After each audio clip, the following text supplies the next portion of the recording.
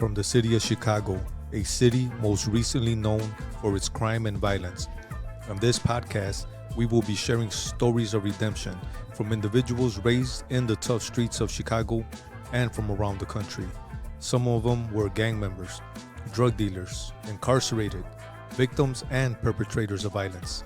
Listen to my guests as they share their experiences, struggles, trauma, but also the strength, hope, faith, and perseverance these have developed in them to keep pushing and moving forward in life. Tune in to hear how their lives have gone from darkness to light and from wrong to strong.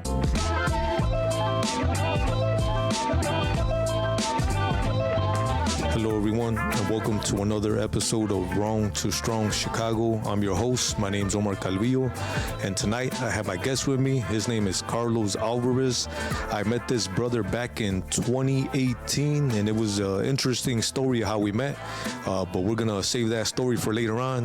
We're gonna go through his life story, and eventually we'll get to that part, how we met. But I've been wanting to get this brother on here for a while. He finally agreed. So, I'm glad that he made it out here. So, welcome to the podcast, brother. Thank you, brother. Appreciate you for inviting me. Yeah. No, thanks for being on here, man. And we're going to get into your story, man. But, we'll start right at the beginning, man. You want to tell the people what part of the city you grew up in? I believe you grew up in Chicago, right? Your whole life? Yeah, I grew up in Chicago. I grew up on 23rd and Troy, little village area. Oh, okay. Big family, a lot of cousins, my mom, my dad, my brother in the beginning, then when we moved to Cicero. But so you grew up in a little village, like for somebody that's never been to Chicago, there's a lot of people that listen, could you describe that area, like growing up in your younger years? Yeah, man, 23rd and Troy, I'm always going to remember that block because right at the corner, there was a corner store. And all I remember is like a lot of people always being out. There was always a lot of people outside. Like, I glorified my uncles. There was a lot of gang activity going on at the time. But as a young kid, you don't see your uncles in that manner, or your father, or their friends. You kind of just see them. Well, these are my relatives. We were normal kids, man. Jumping fences, playing at the school playground. There was a school called Canoon right on that corner right there, right across the street from the corner store. And we would play soccer there. And at the time, marbles were really big, so we would play marbles. And the most I remember is that there was always a lot of people out. Okay. Like there was always something happening on that block, man. And I was always told, though, like, don't go past Cermak. Okay. Like on the other side of Cermak, that was like forbidden already, And I'm that's like, crazy, man. Yeah, so that was like a boundary that it was a boundary, more of a boundary because my family went to Ferget. Okay. And at that time there was like a lot of like fighting with like black people. Okay. Oh yeah. For I mean, for people that don't know, there was a lot of racial. Yeah. Yeah. Around racial lines. You know? So just north of Cermak, I guess that was like where things started to change towards another neighborhood. Yeah. So I remember my mom, my dad, don't go by there, don't go past there. Like you stay over here. Yeah. And at the time, I'm like, well, why? But then as I got older. It started making a little bit more sense. Yeah. No, yeah, it's good to share that because, man, maybe some people didn't grow up like that, and I know in that area, I've heard stories where there was like a racial divide, African Americans, it's Mexicans, and the two different gangs, more than two different gangs. More than two different gangs. But it would divide like just by the skin color at times, right? It wouldn't even be like gangs, right? Yeah, it wouldn't even be like gangs, because I remember like in that area growing up, I think they were all like Latin Kings. Okay. And my family, we started off on Troy, and we had like family members all through Sacramento. Okay. So those 4 blocks, it was Troy, Albany, Whipple, Sacramento, and then California Boulevard. So like that was like our family section and friends, and like we all knew each other there, and and like I remember even as a kid, like I was probably like 4 or 5, like I would walk to Albany and see there was an arcade over there, you know? Okay. When the arcades were still big and dollar candies and penny candy. What was this, like in the 80s, 90s? 80s. Yeah, in the 80s. Yeah. So, you know, I have a lot of fond memories, man. Yeah. You know, a lot of good memories, you know, and I guess, you know, like growing up, you shouldn't see certain things, Okay. you know, but to me, like it happened like so often that it kind of was like normal. Okay. What are some of those things? Maybe a couple of stories maybe that come to mind that you then looking back you realize, man, like maybe some kids shouldn't be seeing stuff like this. Yeah, for sure, man. So on Sacramento, there was an apartment building, you know, and as we grew older, we called it like the Mexican projects. Okay. You know, and in that building, like 6 of my family members lived there. Okay. You know, my tia Paula, my tia Maria, Concha, you know. Sounds like all my tias. All the tias. I lived in that building, brother. Yeah, I gotcha. Yeah, you know? And every weekend, I remember like the grown-ups, they would all get together there, you know, and they're like, okay, go outside and play, you know. And I was the oldest of the youngest cousins. There was like two sets of cousins. Yeah. And then there was like the older cousins, you know. So I was the oldest of the oldest cousins. Okay, yeah. Of the youngest cousins. Yeah. So, you know, we were just playing in the dirt, scratching our knees, playing soccer, playing tag, hide and seek, and all that stuff. You know, kick the can, you know, all that. You know, and the thing is that like around that time, I remember there being like a lot of burnt garages. You know, so out of those burnt garages, we would be like, oh, this is our clubhouse now. You know, and like you know, I'm like, this is not thinking about it. That wasn't safe. You know, it could have collapsed at any moment. You know, or something could have happened. Yeah, right. Know? But like to us, it was like, well, the grown-ups are in there, you know, they're playing cards and smoking and drinking, you know, so this is where we're going to pass the time, you know? Right. And so getting back to the story, anytime we would go over there after their drinking and their card game was done, there was always a fight, you know, between the uncles or my tia and my tío, you know, like, always bickering, and they would turn violent, you know? And to us, it was an excitement seeing the cops come by with the lights, and here come the cops with the guns, you know? And my uncle's over there fighting with his brother-in-law, you know? And to us, it was like, oh man, you know, like exciting, you know? And now thinking about it is like, man, maybe that wasn't like the way to see it growing up, you know? But to us, it was like excitement. That's, you know what, I don't know, like what it does, like to the mind, like I'm sure, like as we get into your story, it probably played a part, like seeing violence and the excitement. Like instead of seeing it as a bad thing, it's almost like a thrill, man. It was almost like, a thrill. Yeah, it was. Yeah. And like even like when that would happen, like we knew next week we would be back there again, and then it would be. Supposedly, it wasn't gonna happen no more. It was just gonna be a friendly game, and I always remember the cops showing up at the end of the night, man. Yeah. You know. You know what? That story reminds me of. I know though it ain't gonna happen again. You know, next week is gonna be better. Yeah. The Bible talks about the difference between godly sorrow and worldly sorrow. Godly sorrow is like, man, like it's I've sinned against God. I'm gonna repent. I'm gonna turn around. And worldly sorrow is almost like, man, I got caught. The consequences don't feel good, so I'm sorry, I'm not going to do it again. But worldly sorrow is not really repentful. Right. It's like just a repeating, man. And the reason I say that is because that reminds me of me. Like, man, wake up Sunday morning after you realize the disaster you did on Friday and say, oh, I'm not going to do it again. You know, that's brother, it. I'm there with you, man. You know, I call those moral hangovers. Okay. Oh, yeah. You know, that's what I call it, you know, because you're like, oh, man, I can't believe I did that. Oh, how could I done that, you know? But you know, it's short-lived. It's short-lived. Right? Like as soon as you know that little moral hangover is over, Monday, Tuesday, then you're back to normal again.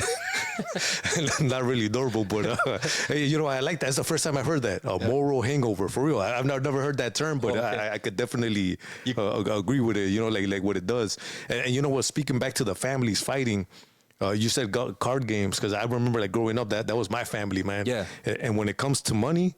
There is no family, man. So they would play a game called Conquian. Okay. So I don't know, it was like Mexican poker or something, you know. And like I said, I remember the men would drink, the woman would smoke, and the women were kind of peaceful though, you know. Like they did more of the card playing, you know. Once in a while, my uncle would jump in, but the men would be like over here. Like, oh no way! Like, so was the woman gambling, and the men would be over here like just drinking, you know, just straight drinking and like.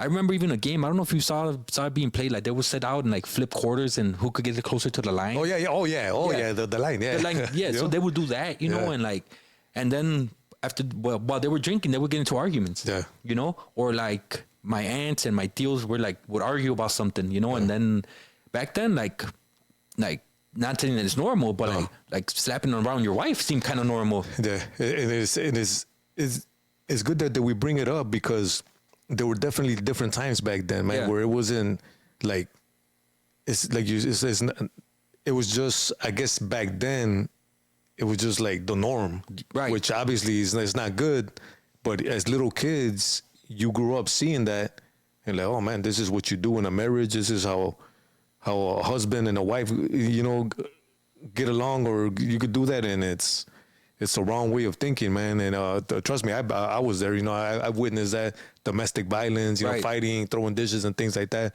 And it definitely does something to you as a little kid. You know what I'm saying? It does. You know, because you know, I grew up around my dad more. You know, my mom had a second shift job. You know, and my dad would be at home by the time I got home from school. So I kind of grew up around my dad more. You know, I love my mom. You know, I love both my parents. You know, they did their best. You know, my dad and my mom and my older brother, they came here from Mexico, you know, at a young age, you know, and I got to be proud of my parents. You know, I'm proud of them. You know, my dad didn't know the language, didn't know much from much, and somehow he managed to get for back then, like it was a good job at having a job at the Cook County Prison. Oh, no way. You know, so he did there, and he retired from there. Oh, no way. Yeah, so he was the maintenance man there. You know, that was what my dad did. You know, and he welded, he fixed the industrial dishwashers. You know, and you know, my dad, he didn't have a dad. You know. Oh, no way. Yeah, so he had a stepdad, and his stepdad didn't treat him too good. You know, so his mom raised him. You know, and she kind of let him do what he wanted. You know, he told me that he was very, in a way, spoiled. They didn't have much, but she kind of just let him without no discipline. Right. You know, so, you know, that's kind of like my dad's story and how I got raised around him, you know, and I would always be around his friends, you know, and at that time, men would just sit out and drink, you know. They would grab their little paper bags and put over their 40-ouncer and just hang out in the corner and drink, you know, after work, or in the front stoop and drink, you know, and, you know, here's a quarter, go get me a beer, you know. All right, Dad, I got you, you know, I'm gonna get you a beer. The deals, you know, hey, ahí te va una quarter, you know, go get me a beer, you know, and, you know, you're hustling, you know, you're making a little bit of money, you know, thinking you're needed, you know, they're your uncles and, you know, your dad, you know, you're useful, you know, while they're hanging out having fun, like you're getting little corners, going to the corner store, buying chips or whatever it is. Right. Yeah. I got you. Man, no. So that's interesting through those years. Now, another thing, I believe, if I'm not mistaken, your dad taught you how to box. Is that one thing or no? No, actually, bro, the boxing started because I was watching like a lot of Rocky movies. Oh, no. Okay. Yeah. And my dad would watch we would watch movies a lot, you know, and the boxing movies. And at that time, Mike Tyson was big and Julio Cesar Chavez were big, you know, so my dad said that I would mimic what they would do. Okay. You know? So when I would see Chavez like shadow boxing or boxing like in the mirror, and my dad said he would catch me doing it, you know. Oh, no way. Yeah, and so he thought that there was something there, you know. Yeah. Never really encouraged it, you know. Yeah. Like, but the older cousins encouraged it. Where like make the younger cousins fight each other, you know. And or fight. So that was your boxing school. Like, pretty much, you know. Gotcha. Or like fighting the kids on the block, you know. My brother, or they're like, oh yeah, you know, my brother, my little brother. He bet you he could beat up your little brother, you know. And I'm like, you know, one of those deals, you know. Was your uncle's name Don King, man? Nah, actually it was my uncle Julian, my uncle Jesse, my Uncle Mouse, and Uncle Bear, you know, and all those guys, man, and they were tough. They were tough dudes. These are all the real names, right? They had the real names. Yeah, exactly. That's crazy, man. So that was your upbringing. Go ahead. Yeah, but I stood with it, man. You know, I stood with boxing. You know, and, that's something I taught my kids. You know. Now, did you end up going to like actual training for that, or was just that? So the thing was that when my younger brothers were born, like I really didn't have a chance to join any sports in school. You know, it was one of those where you gotta come home and watch your little brothers and cook for them till we get home from work. You know, so you know, that was kind of hard for me, man, you know, because I wanted to be part of something, you know. Okay. And my friends would like wrestle and play football, you know, and I had the responsibility of taking care of my little brothers, you know. Like from what age you remember like having to do all that? I took care of my little brothers. I was very young, man. I was like 9 years old, you know. And how many brothers did you have to take care for? 2 brothers. Oh, okay. And they were, my grandma would help me, but she was older already. She would kind of come up and check on us, you know, and kind of just go back downstairs. And at that age, I was cleaning diapers, bro. You know, my brother was 1 and 2, you know. Like, but when they were older, like one was 1 and one was just like a few months, you know. So they were only a year apart. And you had to do this, like, basically. I had to take care of them, you know, cook for them, you know. Oh, no way. Even cooking at that age? Yeah, I was making eggs, huevos con chorizo, you know, and they still had like the ramen noodles, you know, and stuff like that. You know, or my mom would cook the night before and she'd be like, oh, just reheat it, you know? Yeah, okay, yeah. Just reheat it for your brothers, you know? Yeah. And my mom, she would always like, make sure you take care of your little brothers, you know, don't trust nobody, you know, like, if anybody knocks on the door, don't answer it. You know how it is. The old school rules, the old man. School rules. Certain things to do and not to do. Mm-hmm. How do you feel? I mean, looking back, like at the moment, how do you feel that affected you, man? Like what feelings that causing you, I guess? Man, bro, you know what? If I could take it back just a little bit. Yeah, go ahead, man. Yeah, I'm gonna take it back just a little bit because we lived in Chicago, bro, only to a certain time because so my uncles, I guess right across from California, there was another gang. Okay. You know? Yeah. Right by the boulevard. And I guess earlier that day, they had crossed California. And I don't know if it was like the Tutu Boys or something over there on that side. But like they got into it with them. And that same night, I was, so there was we lived there was like a back house. So there was a house, a yard, and then a house in the back. Yeah. So we lived in the back. Okay. And one of my neighbors came knocking on the door, like banging on the door. And I answered it, and my mom was kind of like half asleep already. And they're like, oh, you gotta come. They beat up your dad. Your dad's outside, you know. And we're like, well, where is he, you know? So my dad tried getting away, and he ran through a gangway, and then made his way into a porch, and they cornered him there, bro. And my dad was in a coma. They beat him with bats, yeah. And so I ran out there in my underwear, you know, as a little boy, you know, like I just ran out. I didn't even think, and I saw my dad on the floor, blood up coming out of his head, you know. And man, how old were you? Like, I had to have been like, I was in first grade, man. So like 6 years old, 6, 7 years old, you know. And seeing my dad like that, and he was in the hospital for like almost 2 months, you know, and like by like the age of 8, like when he got recuperated and everything, like that's when he said like, man, we got to move out of here, you know. And we moved to Cicero. Okay. Because of that situation. Man. Because he was close to dying. Like he had swelling of the brain. They had to kind of like remove part a little of the bit skull. so it could let it like, you know, breathe, I guess, or like give it room, you know. So that happened to my dad, you know. And after that, like we were like, from our family, we're one of the first ones to like move out of the area. You know, and then little by little, like more people, my other family followed, you know, little by little. Man, no, that's a heavy thing to witness, man. As a little kid, to see your dad, your hero, you know what I'm saying, like that. But that was the reality of that area you lived in, right? I'm sure that gang violence. That was only one that I'm talking about, you know, because I saw my uncles getting into fights. Like I remember like all the characters like in that block, man, all the older men, because like I looked up to him, you know, like my Uncle Mouse, like even though I had an older brother, you know, I looked up to my uncles, you know, my Uncle Mouse, you know. He taught me to play basketball. He taught me about cars, you know. He taught me, you know, like even how to like kind of pick up girls, you know, stuff like that, you know, as I got older, you know. Yeah. But back in that time, man, like I looked up to my uncle, man. He had like this pushback, he had a Dago tee, he had the baggies on, the All-Stars, you know. And I'm like, oh man, I want to look cool like that. You know, like my uncle, you know. Yeah. And like he had like this what it's called, stiletto blade. Okay. Where you push the button and it pops up, you know. And like I saw him pull it out a few times when there was beef, you know. And like they would fight amongst each other too, you know, over drunk stuff, you know. Like, same gang, but they would still fight amongst each other, you know. And man, you know, so growing up, that was like kind of the environment, you know. Violence was normal, drinking was normal, slapping around your missus was normal, you know, cops being called was normal, you know, us hanging around in like burnt garages was normal. And that's kind of just the environment, you know, always a lot of people out, always a lot of music, always a lot of something, a lot of chaos, a lot of something going on. Yeah, it sounds about right, man. And in that area.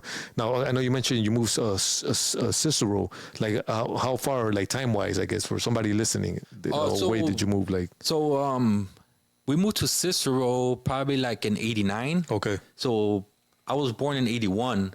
So about '89, close to '90. That's when we moved to Cicero. And to me, it was like a big culture change, man, because I was going to a school. I don't know if you know. It's right on the boulevard. It's called Spry School. No, the boulevard and like what, like California and like 24th. Okay. Yeah. I've probably seen it, but I'm not familiar with it. Yeah. So I went to that school, right? And like my brother went to Canoon, and it was supposedly that the smart kids went to Canoon, and like the not so smart kids went to Spry.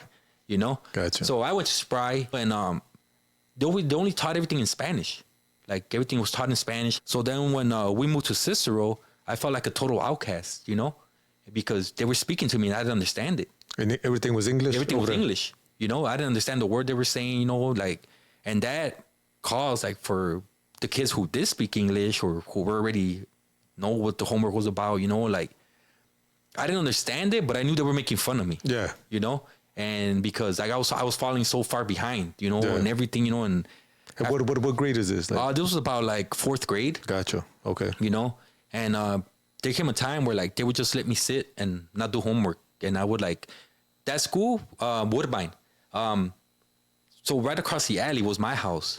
So I literally, Omar, would sit there and just look at my house and see my parents or my uncle. People just go in and out, and they would be teaching, and I had no idea what they were saying, man. You know, and I felt dumb. You know, I felt like I had no friends because I didn't the language barrier, right? You know? And then, you know, like they started figuring out that more kids started coming, so they had to do something about it. So that's when that ESL started happening, English second language. Yeah. And then I became real good at like reading books because there was I don't know, back in the day, if you remember, there was like a Pizza Hut book club. Like if you read a certain amount of books, they would give you like a small pan pizza. Yeah. So I started doing that, you know, and by reading books, I learned the language like very quickly. Oh, okay. Mm-hmm. Man, no, that's good.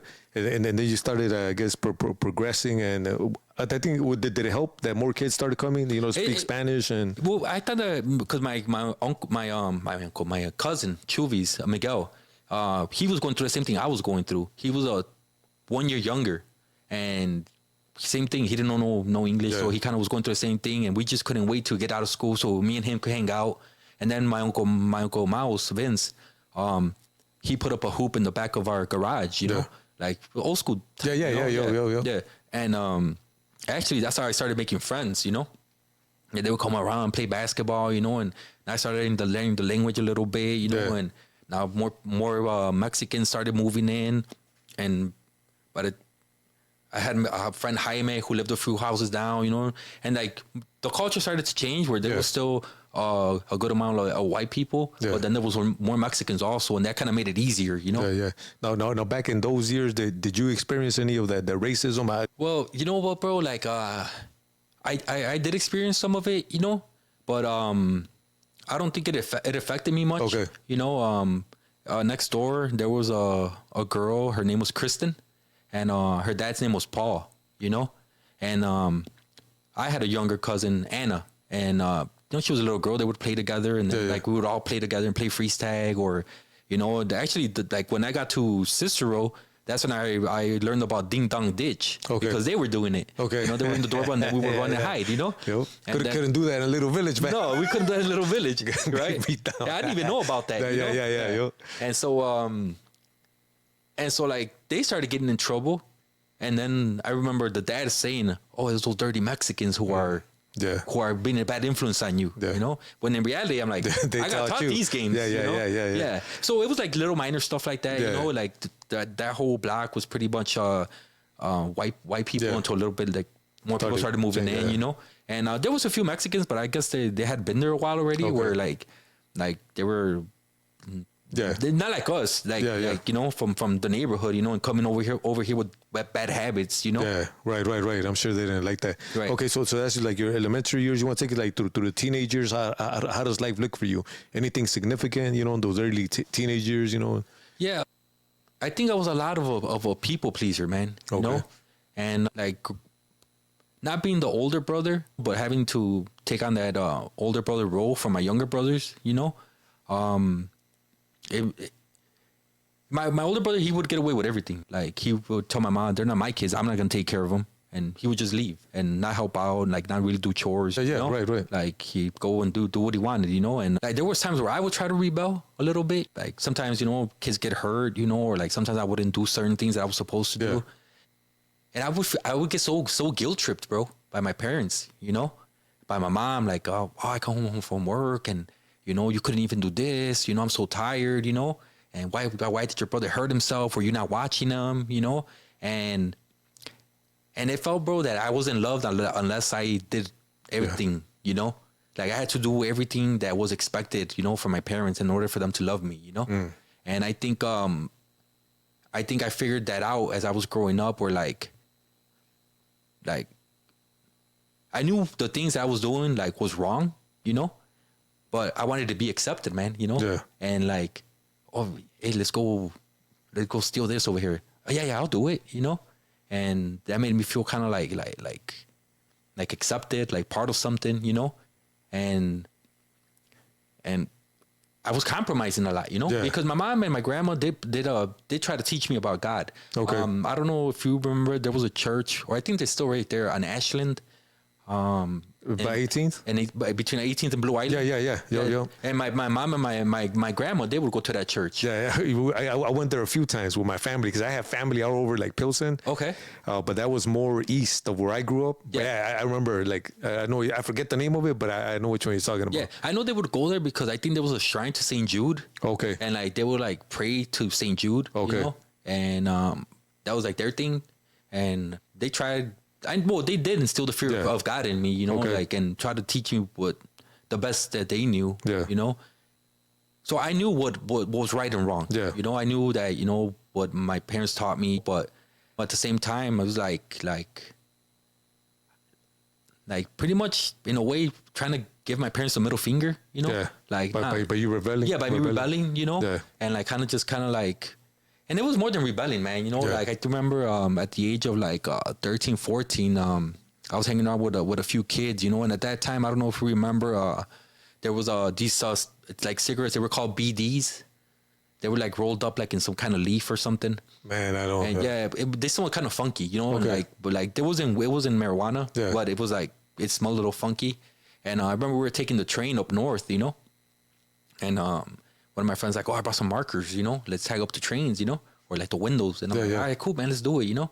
And to me, it was like so exciting, man, just being on the train, you know, like tagging, you know, doing something that, you know, was kind of like, I'm not a goody two shoes, you know, like I don't got to do everything that my parents, you know, expect me to do, you know, because to me, it was like, if I don't do a little minor thing, like they're going to like come down on me.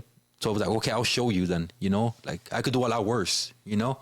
Gotcha. And that was not the right way of thinking, but I felt angry, you know? It's good to reflect on now, like, man, what was I feeling and why was I doing what I was doing, you know what I'm saying? Because that's a lot of responsibility to put at a young kid, man. Like, you know, you're a kid yourself and you're like a parent at that age, you know, that's a lot. And that's why that was the only reason I was able to do boxing, because the boxing gym stood open until 8 at night, you know, so my parents would get home like around 5:30 and, I would go to the boxing gym right there on Costner and Ogden, Windy City Boxing. All right. Yeah.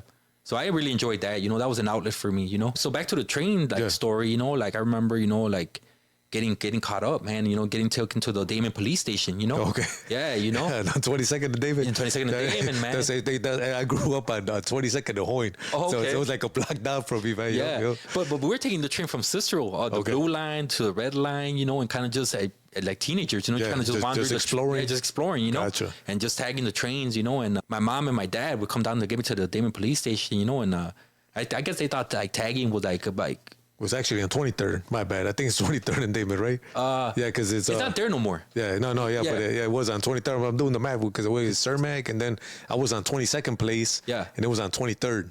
Okay. Yeah. Okay. I don't know why I'm just. Yeah. So they like a few times they had to pick me up from there, you know, and I don't think they could distinguish like between like a tagger and a gang member, you know. And they were like, "Oh, pinche ganguero," you know, and who the police? Or? No, my parents. Oh, gotcha. Yeah, pinche ganguero, pretty much like effing game banger, you know. Yeah. And I'm like, how old were you the first time you landed there? Like, I was like 13. Okay. Yeah, 13, and then my dad, when I got home, he whooped me with the belt a little bit, you know, to the shoulders mainly, you know, and you know, that lasted only for a little while, you know, and I went back to school, and my friends wanted to do it again, you know, and I'm like, nah, I got to lay low for a little bit, you know. Yeah. But then the peer pressure comes in, you know, like, come on, man, you know, like, this time we won't get caught, you know, and you know, we'll be Sounds good. Yeah, you know, we're good, you know. And then after a while, man, we started like jumping on the tracks and running on the tracks, you know, and the cops sometimes didn't jump on the tracks to come after us. It was dangerous, you know. So you know, there's a third line right there where you could get electrocuted, you know. So we started doing that, but like, we would run to the next police station, but they were already calling it in. Like, hey, they're running down the tracks. You're going to catch them at the following stop, you know? So they were there waiting for us, you know? And once again, back to Damon. Same thing, you know? Yeah. That was your teenage years there? Yeah, it's like teenage years, you know? And then, like, during that time, there was a new gang moving into where I lived, you know? And it was already divided between... there was a few gangs right there. There was the Tutu Boys, the Majestics, and then the new gang that was coming in were the Maniacs, you know? And the Maniacs kind of like, you know, at that time, like that was like the Tutu Boy stronghold, you know, like right in that area, you know, where I lived, you know? And like these guys just showed up and kind of took over a little section, you know? And I had friends that were, well, I thought they were friends, you know, that were like from the other gang, you know, we played sports together, you know, but once they started getting more serious into it, man, like that friendship kind of stopped, you know? Like they were trying to like, not kind of pressure me to go this way, but like kind of not go this way either. You know? And there comes a certain age where like there's a separation, man. There's a separation. I had that where, man, like you know, I'm young, you know, a certain age, I'm hanging out with guys from that side of the street, and we're cool. We're playing football at the park. Yeah. You know what I'm saying? I remember I used to go to Harrison Park, and it'll be playing football, and it'll be guys, let's say, from the west side of Damon, and then some guys from the east side of Damon, and we'd be out there, you know, tackle football. Right. But then at a certain age, it's like almost like you stop being friends, and you see each other, now you guys want to hurt each other. Right. It's crazy, man. That's how it happened. And to me, bro, like that was really like I guess my mind couldn't comprehend it, you know? Like, man, bro, like we were friends, you know? Like we used to play sports together, you know? Like I was able to walk past Laramie before. Now I can't go past Laramie, you know, because there was another park on Laramie that I used to go play basketball at, you know. There was two parks, one on Laramie and Ogden, and then one by like Laramie and like, we always say Laramie, like by the train tracks. You know, that's the way we knew it. Park by the train tracks, you know. And like, I could no longer go to that other park, you know. I could only go to this park now, you know. And because my brother, you know, he turned Maniac, and then my cousin turned Maniac, you know. So now, okay, well, they're that, so you got to be that too, you know. And even if you weren't, even if I wasn't, but if I would see them like getting jumped or something, of course I was gonna help them. That's my family, you know.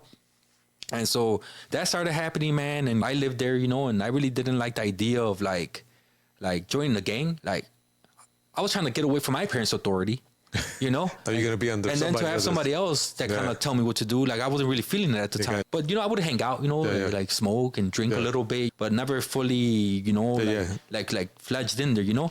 And then to me, like growing up, you know, I was watching like a lot of like mobster movies, you know, and like to me, like the way like they went about it wasn't really like I guess like a real gangster, I guess, you know. Yeah, gotcha. Like they were more like, you know, they had like the bald head, the shags, you know. Like to me, like that was like too loud, you know. Like like you're like putting yourself out there too much, you know. You kind of be a little bit more discreet in my mind, you know. Okay. But that was actual like gang banging. You know? They had the rammers and like, you know, just out there, you know. And to me, I'm like, nah, you know, like why would I put myself in the limelight like that, you know? Or why would I put myself like out there like that, you know? So I really didn't like the way they went about stuff, you know. My brother, he didn't give a shit, you know. Like he bald head, tatted up, and he was out there, Yeah. My younger cousin too, he didn't care, Yeah. the one I told you that we came to the school together, Miguel, he didn't care either, you know. So that was happening, man, and around that time, like there was a lot of like beefs like starting to start up, because there wasn't like a full out war yet, but like of course nobody's gonna like it just for you to set up camp in their territory, So they just kind of try to play it cool, feel each other out. Yeah. Like, all right, well, you guys keep this block, that block, and we'll keep this. That didn't last too long, man. Like then they went to war, and then where we were at, going east, there's that 31st Street bridge. Okay. By Cicero and Yeah. 31st going over, and one guy I had met in high school, he was locked up for a while, in the Fed prison, and then he came out, and then he took over the gang because he was a maniac, Okay. But since I knew him, like me and him were really tight, Yeah. Even though I wasn't a member, like hey Carlos, what's up, man? What do you think about this, man? Like you're not like hot headed, like you could think stuff through and kind of advise, and I'm like, nah, bro, we gotta see stuff like a game of almost like a tactical war, Okay, yeah. Like, you gotta set up, like maybe different people with different blocks, somebody take care of this block, you guys take care of this side. Because then the 2-6 from across the bridge started coming this way, and then you had the 2-2 boys from the west coming east, and then the 2-6 from east coming west, and so we were like in the middle, of both two neighborhoods, No, this gang is really not that big in the south side. I mean, back then, it's mostly they're really big on north side, They're right? big on the north side. So I imagine they had to come from over there. They came from over there somewhere, man. I don't know who brought it. I know the brothers who started it. Yeah. And then everybody started gravitating towards that. Around that time, like my compadre, he had a cousin. And remember how I told you that I didn't like how the way like these guys actually went about business, because like they were too loud and stuff like this. Well, these guys were Latin jivers, Okay. And like these guys were like just about making money. Okay. Making money, looking sharp, kind of not being too loud, kind of just making moves, without having too much attention on you, And I kind of like that, I'm like, yeah, you know what? Like this is good, you know? Like I don't need all this attention. I want to make some money, I want to, stay out of the limelight, So at the end, that's why I started flipping out. Okay. So through like from my sophomore year to like my past senior year, that's when I turned, Okay. Yeah. But little did I know that the jivers and the maniacs up north, they were actually tight, Okay. Like they're kind of like brothers, like cousins. Oh, no. Okay. Yeah. Right. As far as the gangs go. Right. Gotcha. Yep. So that started happening, man. And I met another man who had moved into my building. My mom was running the apartment upstairs. Okay. And these guys were like heavy duty, man. Like in the drug game. Okay. And he made me his compadre. We became compadres. And so that was good while it lasted, man. But like that's another devil, man. Messing with cocaine and drinking, and kind of just like the partying, that was something else, man. No, were you using too? Like I was, okay, man. Yeah, gotcha. Okay. I was, man. Not proud to say it, man. No, right. I was using, and it was like part of the lifestyle, man. And like dressing fly, and like gold rings, ostrich boots, expensive boots, going out, with them, and but with that connection, I was able to make a connection, the middleman connection towards the gang I belong to. Gotcha. So like, yeah, I got this, and that's how my nickname came about. Okay. Like from Carlos, it went to Kilos. Okay. Like, hey Kilos, what's up, man? You got something? Yeah. Like, hey, I got you, bro. Don't worry about it, man. So that helped me with this over here, and that also helped me to my brother's gang, because like they needed work too, Yeah. and like I was the plug for both of them, So that worked out for a little bit, man. But like I said, man, I was trying to play two roles, man. I was trying to play two roles, and then the side of the coin that I was showing to the world was like, I'm a family man. I have a job, I'm a good father. You want to share a little bit about that? Like at this age, you got kids, or you married, or what was going on your personal side? I guess. Yeah. At this age, bro, I had a son when I was 18. Okay.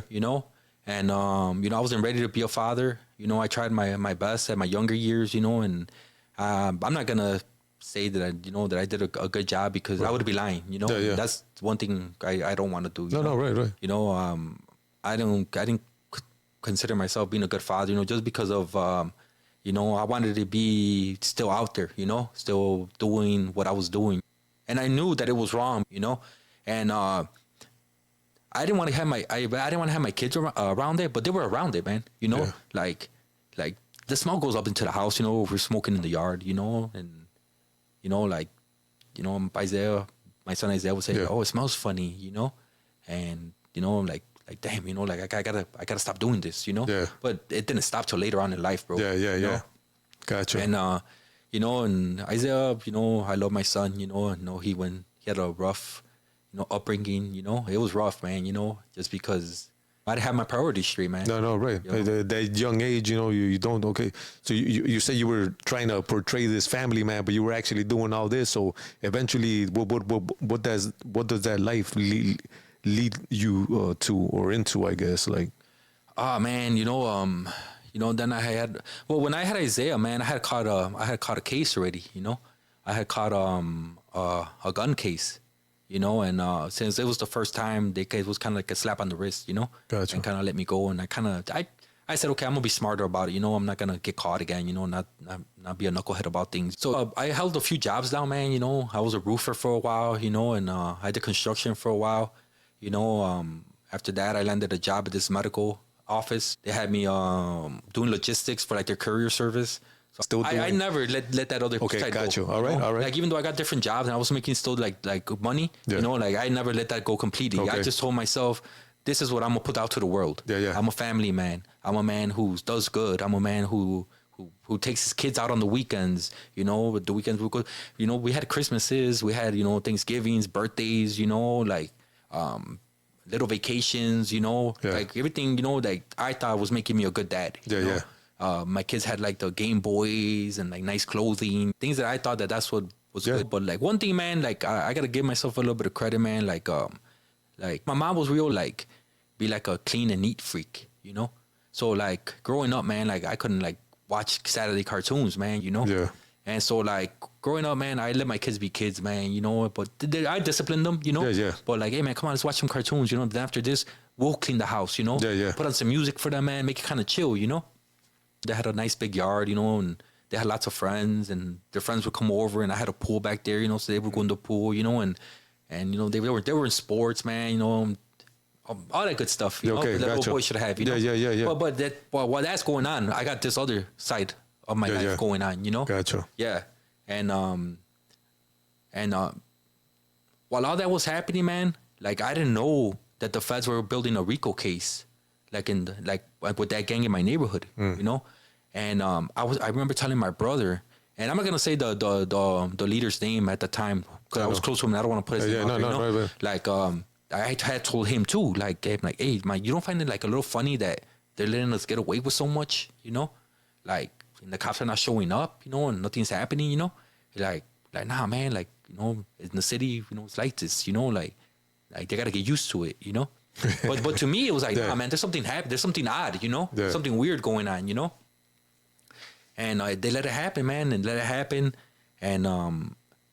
like little did we know, like somebody from another set that was still part of the same gang had been wearing a wire. You know, he got busted for something, you know, and so to get a deal, you know, like he kind of like started getting info. But a lot of people got locked up for that, man. You know, on the north side and over here, you know. And I remember when because I used to live across the street, and I remember like waking up and like I seen like my mom called me like, hey, aquí está la policía, you know, like the police is here. I'm like, why? What happened? Like, I don't know. Like, but they're not the regular police, you know? And I'm like, oh, man, you know? Oh, no, you know what, bro? I'm lying. At that time, I didn't live across the street. I lived on top on the second floor building of my mom's house. Okay. You know, my mom lived downstairs, and my brother used to stay in the basement. And so I was upstairs, and I hear doors being kicked in and stuff like that. I mean, I'm thinking, man, like somebody's out to get us, you know? Oh, yeah, like a home invasion. Like a home invasion, you know? No. And, nah, man, it was the feds, bro. It was the feds, bro. Like they had busted in, and they had an arrest warrant for my brother, Okay. you know. And that's when everything hit the fan right there. People were getting locked up and you know, getting years thrown at them, you know, and I came down, you know, to like, look at me, I'm the squeaky clean guy, you know. No, at this time they were just after your brother. There wasn't you yet. Well, that's what I'm getting at. Bro. Okay, go ahead. Check it out. So I come down, right, and I'm the squeaky clean guy, you know, and the feds, one of the agents takes me to the side, you know. I go outside, you know, and he's like, look, man, like, we know you're doing something, you know, but we also see that you go to work, you know. They're telling you this? Yeah, they're telling me this. Like, you go to work every morning, but we know you're up to something as well, you know. Like they didn't charge me with nothing, bro. At that moment. No, at all. You know, they just said, we know you're up to something, you know. Like, one agent, you know, I don't know if they were kind of being like cool with me or something, you know, but they're like, we know you're up to something, you know, but stop your shit, you know, whatever it is that you're doing, you know, you have a family, you know, we see that you go to work and come back at this time, you know, and your brother's going to be in a lot of trouble. That's what they told me, you know, and I kind of like looked at him like, all right, man, well, okay, you know, and, you know, I was like, that was kind of like, because my compadre had already got locked up, you know, so he was already like facing some charges and got about to get deported to Mexico. No, this is the one that moved in. That's the one that moved in. Yeah. The one that right. kind of got me into this, you know. And he had already got locked up, you know. He had got caught in Indiana with like one of his other guys, you know. So he was already facing charges and gonna be deported after he did his time, you know. And then like a few months later, this happened over here, you know. So everything was crumbling, you know. And my brother had left. He had done something, you know, where they couldn't get to him.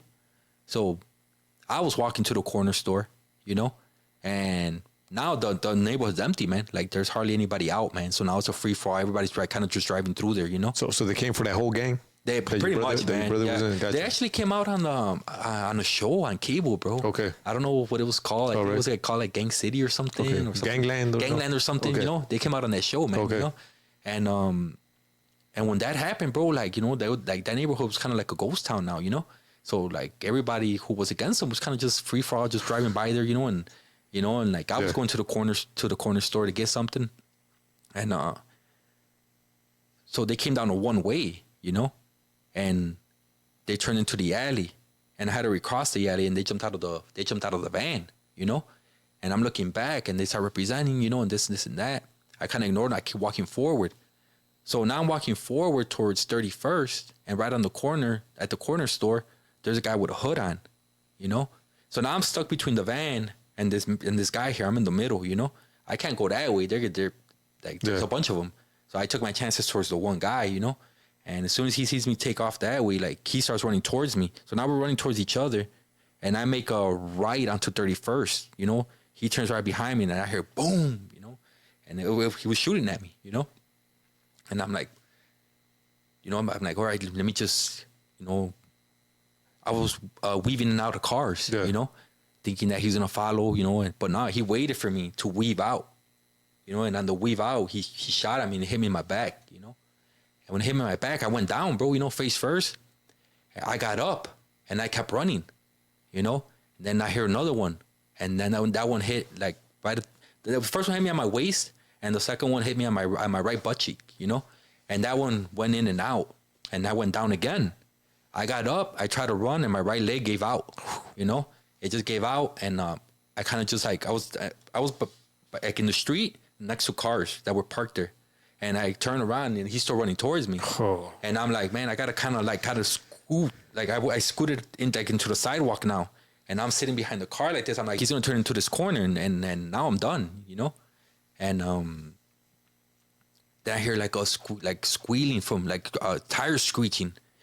And I feel that car, that one I'm sitting up against, like fly this way, you know? So it pushed me. And then I hear, Carlos. I'm like, yeah. He like, it's me. It's your cousin, Jose Luis. Jose Luis has nothing to do with no gangs, bro. He has nothing to do with nothing. Like, he's just a normal guy, just goes to work and, you know, and goes about his business. He said that he was at home and he just wanted to go to the store and get a pop. And then he witnessed the shooting, you know? So he was trying to hit the guy who was going to shoot me, Wow. You know, and that's where he crashed into that car, and that guy fled, you know? And he like, hey, bro, get into the car. I'm like, bro, I can't walk, bro. I can't feel my leg. So he carried me and put me in the passenger seat, you know? And now, bro, he's like, where are we going? We're going. I'm like, go to McNeil, you know? And like, we're heading that way, bro. And then, like, I'm in the car, man, you know, like, my mind's already starting to, like, play tricks on me a little bit. Because in my mind, prior to this, like, my brother had already been shot. Okay. You know, my brother had got shot in the chest, and the bullet bounced and it broke his right arm, you know? And so, like, in my head, like my I guess my brain was telling me, no, you didn't get shot, your brother got shot. Like, yo, you're gonna be okay, you know? But then I started falling like into like a real peaceful sleep, you know? Like, real peaceful, bro, like, you know, like, just calm, like, I didn't feel no pain no more, you know? And then pictures started coming in, you know? And I saw a picture of me playing with my older brother, then of a birthday party, Christmases, you know, with my grandma, days at the beach. You know, it was like pictures, like one picture after another. And then I saw pictures of my kids, you know? And then, and after the pictures were done, my cousin shakes me like, Carlos, wake up, but don't go to sleep. And I snap back into it. I'm like, oh man, like, and then I looked down and I saw like I was bleeding a lot from like my pelvic area, you know? And then that's when my mind starts playing tricks again. Like, I'm sorry, like why am I bleeding from here if I got shot in my back, you know? And so I'm feeling my back, you know? I'm like, oh, I probably didn't get shot, you know? Like, you know, like maybe this is something else, you know? Like me trying to rationalize it, I guess, you know? And I told my cousin, I'm like, hey, bro, just do me a favor, bro, put the window down. Like I need air, you know? I feel like I can't breathe, you know? And I told my cousin, bro, I'm like, don't even stop, man. Just take every light. Just get me there. And so when we get to the hospital, bro, like I told my cousin just like kind of brushes into like the emergency area, you know? And when I saw that emergency door, like I got like a second wind. Like I was able to walk from the car to the door and I started banging on it, you know? And they're looking at me like I'm a crazy man. And I'm like, hey, I've been shot. And they're like, and I lifted up my shirt. They saw the blood, and then that's when they got to work, you know? They put me in a wheelchair, and then once they put me in a wheelchair, I started having that peaceful sleep again, you know? And then a nurse came to me. She's like, stay with us. And in my mind, I was like, man, why are they talking to me like this, you know? Like, I just want to go to sleep, you know? Like, I was getting mad that they were waking me up, you know? like it was like the most peaceful sleep ever, you know? And I was getting mad that they kept waking me up and like, hey, stay with us. I'm like, man, why do they keep talking to me like this, you know? And then they laid me down, and I remember my stomach got really big. You know, when I was laying down, like they laid me down on my back, and I remember my stomach got like really big, you know. And I'm telling them, man, my stomach's about to blow, you know, because I was bleeding internally now. And at the same time, like I got a detective asking me questions, you know. While they're working on you? While they're working, like they're right there. He's asking me questions. Oh, do you remember the color of the car? I'm like, no, I don't remember. You know, I wasn't even like focused on that, you know. And then they're like, okay, the operating room's ready. Take them up, you know. And I just remember seeing the lights, bro, like as they're rolling me through the bed, through the hallway, you know, passing the lights, you know. And then I got to the operating room, and it was an Indian doctor, Dr. Palani. And he looked at me. He's like, you're going to be okay. And I told him I need oxygen, you know. He's like, yeah, well, give me some oxygen. And then he put the mask on me, you know. And it wasn't oxygen. It was like to make me go to sleep, you know. And then, so I was in the operating room, right? And I could see them operating on me, you know? And there was like a small window, like on the door. And I always told my parents this, you know, that there was like a real bright light, like coming in through that window, you know?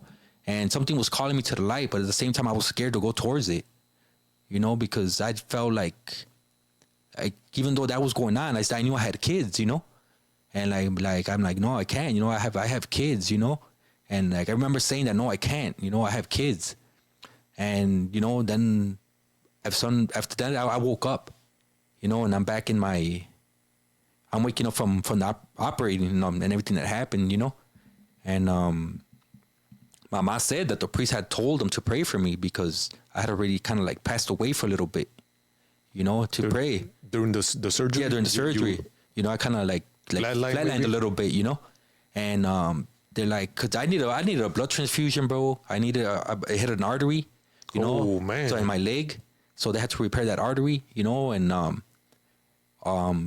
the doctor said that the bullet that not even like a sharpshooter could make that shot. That it kind of like went through all the main organs and just grazed, but didn't like actually They damaged hit them. anything, you know, solid, you know. And he like it's a miracle, you know, like that, you know, you got here on time. Like any more blood loss, you would have been done, you know. And it took a long time. It took a long time to come back from that, you know. From my injuries, you know, I had to rebuild my body. You mean like physical, mental. Yeah. You know, I started getting addicted to morphine pills for the pain, you know, and that was another battle. You know, how long did that last? The morphine, like being addicted, like I guess. I was in the hospital, bro. I would say like 2 weeks, maybe. You know, and then I got sent home, but like I had horrible pain, like in my right leg, in my stomach, in my back. You know, just pain, you know, where like I wasn't even letting my kids sleep. You know, I was always just like, you know, it hurts, you know, like even to step it would hurt, you know. And they're like, well, it's a lot of nerve damage. Like, I don't know if your legs are, if you're ever going to be able to use that leg again the way you were using it before, you know. And I had a catheter, you know, I was pissing through a bag because my bladder was a little injured still, you know. I just wasn't able to do what a man's supposed to do, you know, take care of his family, you know, take care of things around the house, you know. And luckily for me, man, you know, my bosses with the company I was working for, they continued to pay me, you know. No way. Yeah, they continued to pay me all throughout. They came to visit me at the hospital, you know, and like, your job's going to be here. Like, we're going to take care of you, you know. Wow, we're going to keep paying your salary, you know. So that was that's when. Yeah, it's a huge help, man. That's a huge help, you know. And for the pain, all they were giving me was morphine, you know, morphine, you know. And I was just taking them. I was like drugged up all day, you know, because I wouldn't feel nothing when I was on morphine, you know. And then once the morphine stopped, like I became a different person, man. Like, you know, I couldn't function without it, you know. You were like, an addict. Yeah, I was an addict, you know. And mood swings, man, depression, you know. I couldn't sleep, you know. And you know what, Omar? Instead of like searching for God, bro, like still at that moment, like I was still not, you know, when I seen God's work and all that, you know, of just still keeping me here, you know. Like, instead of trying to find another outlet, you know, like I went to smoking weed. Okay, I don't have the pills no more, but I got this to kind of numb the pain a little bit, you know. How old are you at this point when you got shot? How old were you? I was like 24. Okay. 24 years old. And how many kids did you have at this age? I had 2 and 1 on the way. Okay. You know, and when my youngest son was gonna be born, like I couldn't go to the hospital, bro. Like I couldn't go. Like, to me, there was a phobia. If I went, I was gonna die. You know. No way. Yeah, like I didn't want to go. You know, and like she went into labor and she went on her own, and I couldn't like force myself to go. And then the following day, like, I gotta make it, man. I gotta go. You know, my son's about to be born.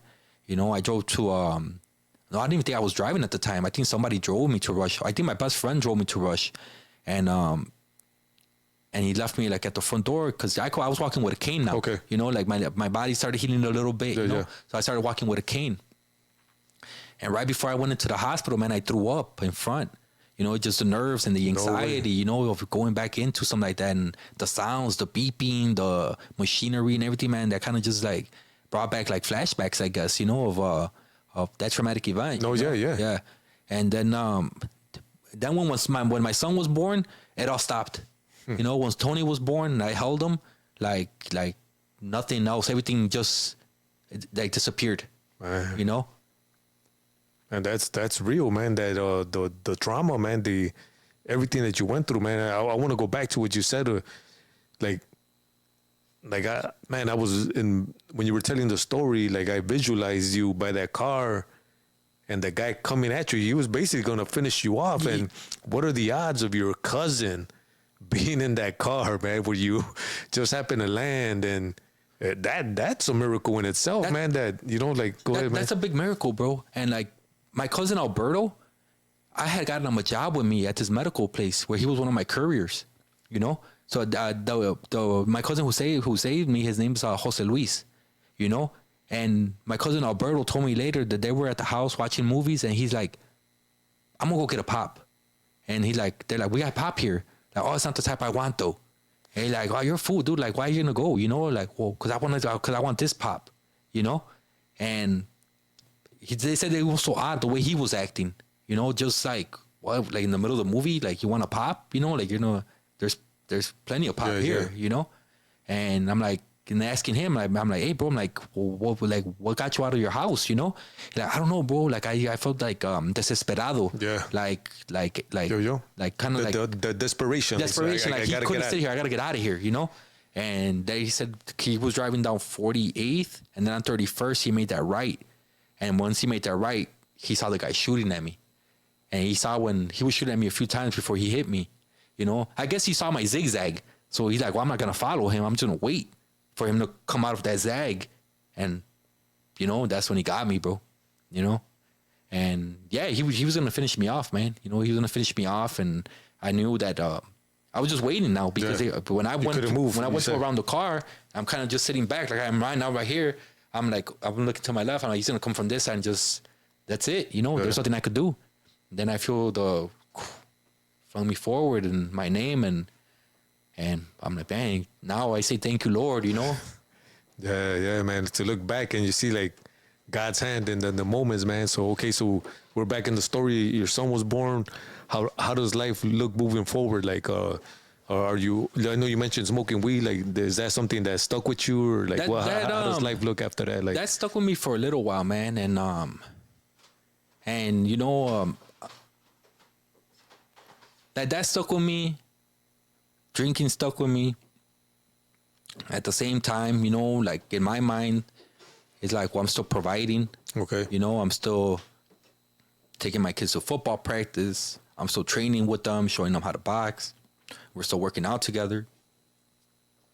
So that was me justifying, you know, your lifestyle, the way you my live. drinking, my smoking, because I was still providing, you know. Yeah. And as long as I'm doing this, as long as I'm doing I this, should be able to do this. Right. As long as I'm doing this and I'm taking care of my kids, you know, I don't mistreat them. I provide for them. You know, I don't have to answer about why I drink or why I smoke, you know. Gotcha. And that was kind of like my lifestyle for a little bit, you know, and you know, it kind of just continued, you know, to like 30s, you know. Okay. All right. Yeah. All right. So to take us to the 30s, did anything change that made you want to? I mean, maybe you changed that, or did you continue even? Well, you know what, the 30s came up, man, and you know, we the family split. Okay. You know, and that was really hard, you know, because you know I missed, you know, when I would get home, my kids would greet me, you know, and I was coming home to an empty house, you know,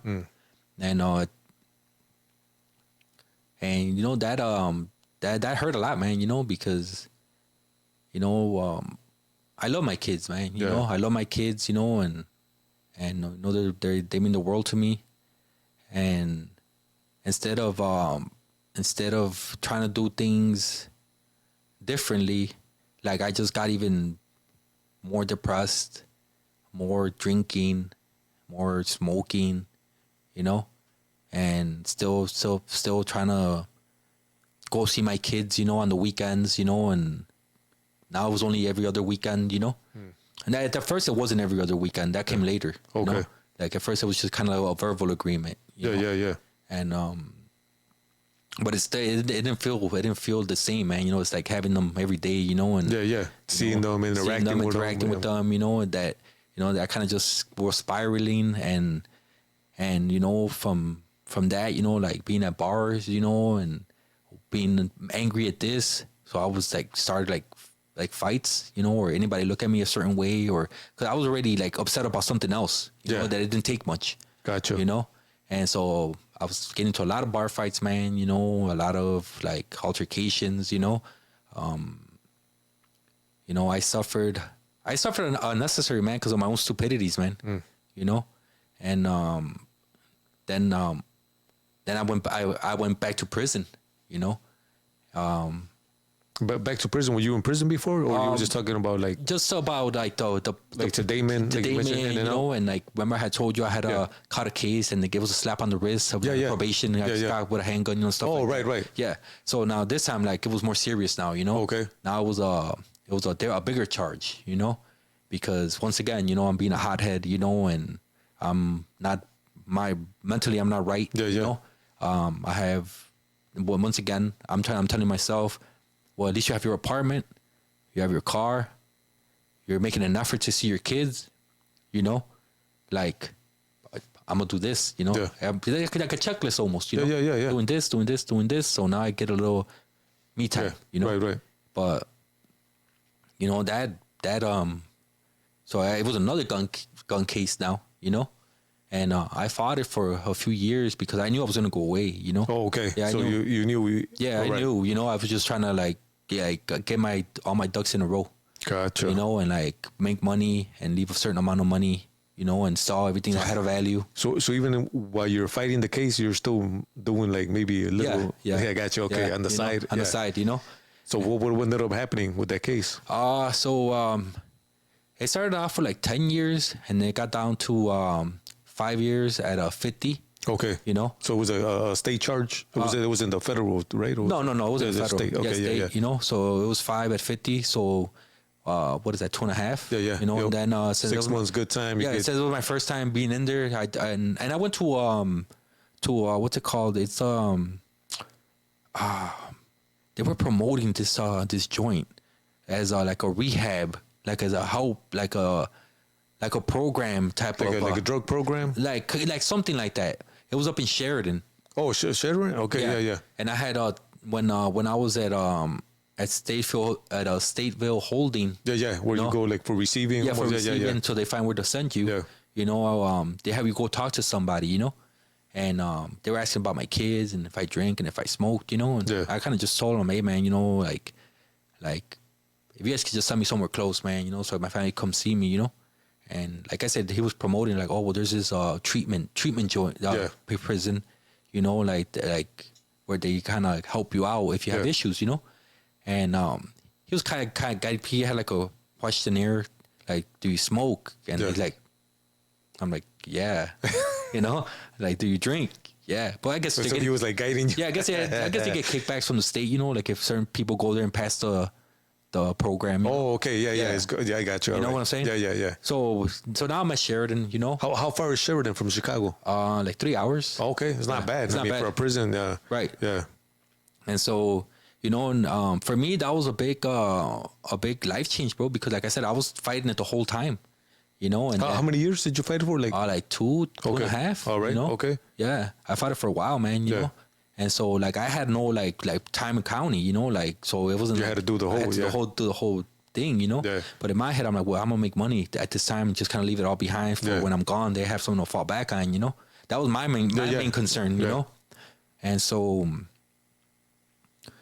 it was a big change, bro. Like you go from going to the gym, going to work. You know, spending the weekends with your kids, you know, in your mind, you know, you're going to waste. So you're trying to make every day precious, you know, every day, every moment count, you know. And then when it was time to go, man, you know, it was hard telling them, man, you know, like letting them know that their dad had to go away, man, you know. How old are you at this point when you went in? I think I was 31, 32. Okay. Yeah. You know, and how old is your oldest at this time? My like old, around. He's gonna be 25 now, and I'm gonna be 43. So he probably was like 14, maybe. Yeah, teenager. Yeah, okay, 14, got you. 13. Yeah, okay, got you. You know? Right. Yeah, and so yeah, man, telling him was a hard thing to do, man. I didn't know how to go about it, man. You know, I didn't know how to do it. You know, I'm like, but I gotta tell him before somebody else tells them, you know, or you know, before they find out in a different manner, man. You know, so I kind of had like a family gathering in my mom's house, and you know, like my mom made pozole, and, you know, kind of, you know, I was trying to get food in there, you know, and make it like a little lively, you know, but we're getting them ready for like the bad news, you know. And bro, seeing them cry, bro, was the worst, man. You know, let them know that I had like let them down, you know, like that broke my heart, man. Yeah, you know? I like, could imagine, man. You know, and that's one thing, man. You know that like. I don't know how I don't know if I'm gonna say this correctly, but I know the Bible says that the kids pay for their father's sins, you know, and you know, they suffered because something I did, you know. Their father wasn't with them for this time, you know, when they needed some guidance, you know, where they needed like their father around, you know, and you know, I know that was hard for them as well, Yeah. you know, and for me it was hard, man, you know, but now looking back, man, you know, like I truly believe that if God wouldn't have put me away, man, I would have done something worse, or I would have been killed, man, or done something, you know, that I wouldn't be around. You know, I was spiraling, man. I was spiraling out of control, you know, and you know, it was just I thought I had it together just because I had a job. I was a functioning alcoholic, you know, party guy, you know, and you know, I went away for a little bit, man, and you know, going to that treatment joint, you know, they kind of structure you up a little bit. You know, you wake up with like the deck, and you wake up in prayer. Oh yeah. Yeah, you would say a prayer the first thing in the morning. Oh no way. Okay. Yeah. And then after that, you know, you would get into these. A counselor would come and speak to us about like our way of thinking, you know, and habits that need to be changed. And I remember telling Julio that there was men who were there in that prison before who became counselors. Oh no way. Yeah, and then they would go to speak to us, you know, and that really had an effect on me. Like, okay, like these guys made something, you know, Out of themselves, you know, and they were here before, you know, and that's something they could telling us, like, hey, even though you guys are here, man, you know, like this is not the end of you, you know, like, and you know, like every situation, you can make the best of it, you know. Yeah. And like I was blessed to have some good studies, man, you know, where we would read the Bible together. Oh no way. You know, work out together, you know. And like there was a lot of programs there, like they had work out in the word, man. You work out in the word, exactly, brother. Yo. Exactly, you know. And you know, there was like a course you could take. It was called In and Out Dads.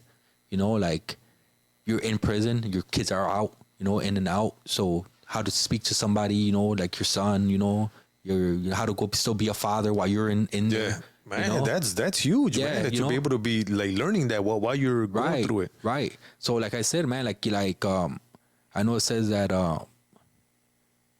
that God uses the storms of life, you know, to turn it into something good. Yeah. You know? Yeah. And for me, I'm like, okay, I'm here, but you know, I gotta make myself mentally, spiritually, you know, physically, you know, strong and disciplined, you know. And that's where I learned the discipline about reading my Bible, you know, like about being there, you know. Maybe it was forced on me because, hey, there's nothing more to do, you know. Gotcha. And like, even like some of these guys, man, who would come and speak to us, like some of the guys would just go just to get out of their cells, you know. Like, let's go hear them talk, you know, like we'll be out of our cells. And I seen those men, man, plant seeds and these other men, you know. And you think that some of these guys wouldn't listen, you know, but then after a while, like, oh man, like man, you know, he spoke some truth there, you know. You know what, the word, man.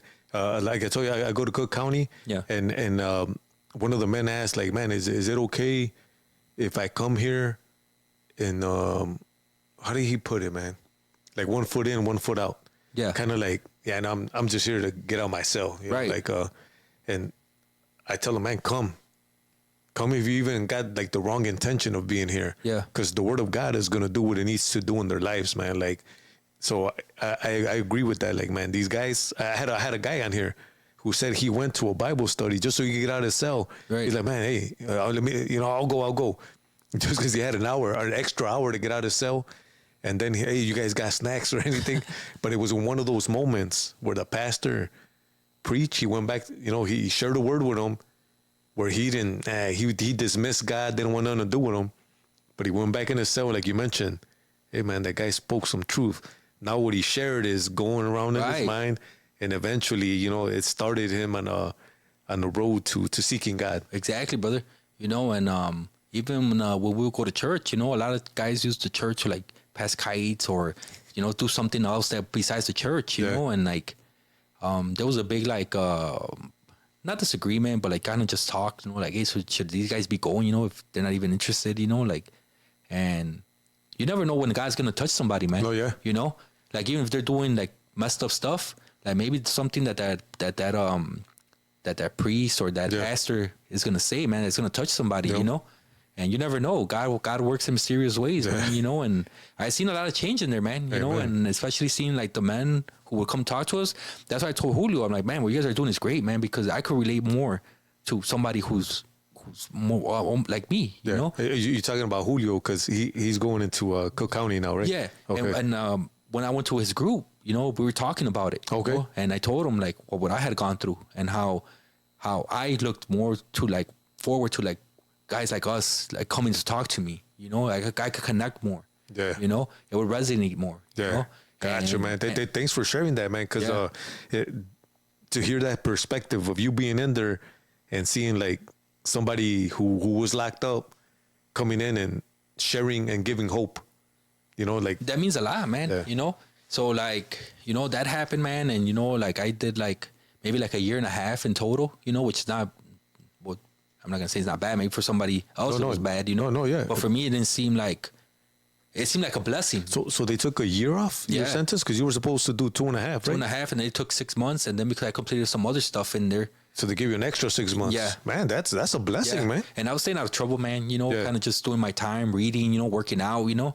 Did you find it easy to stay out of trouble or stay at the gang? Did you still have to be like plugged while you were in there? No, man, you know. How did that look? Like that, man, like, I think a lot of people who went there kind of just wanted to do their time and get out, man. Gotcha. You know?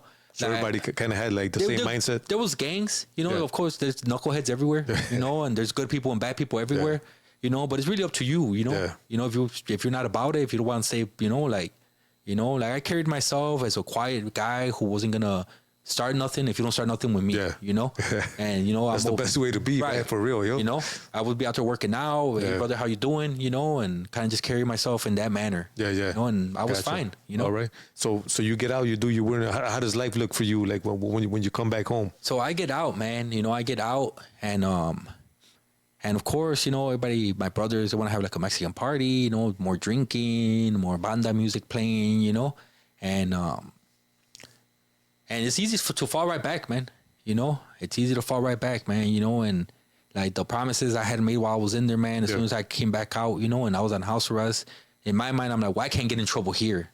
You know, like what kind of trouble can I get on house arrest? Yeah. You know, one beer won't do no harm. You know, and then people miss me, so like friends were coming by. Hey, we bought a 6-pack.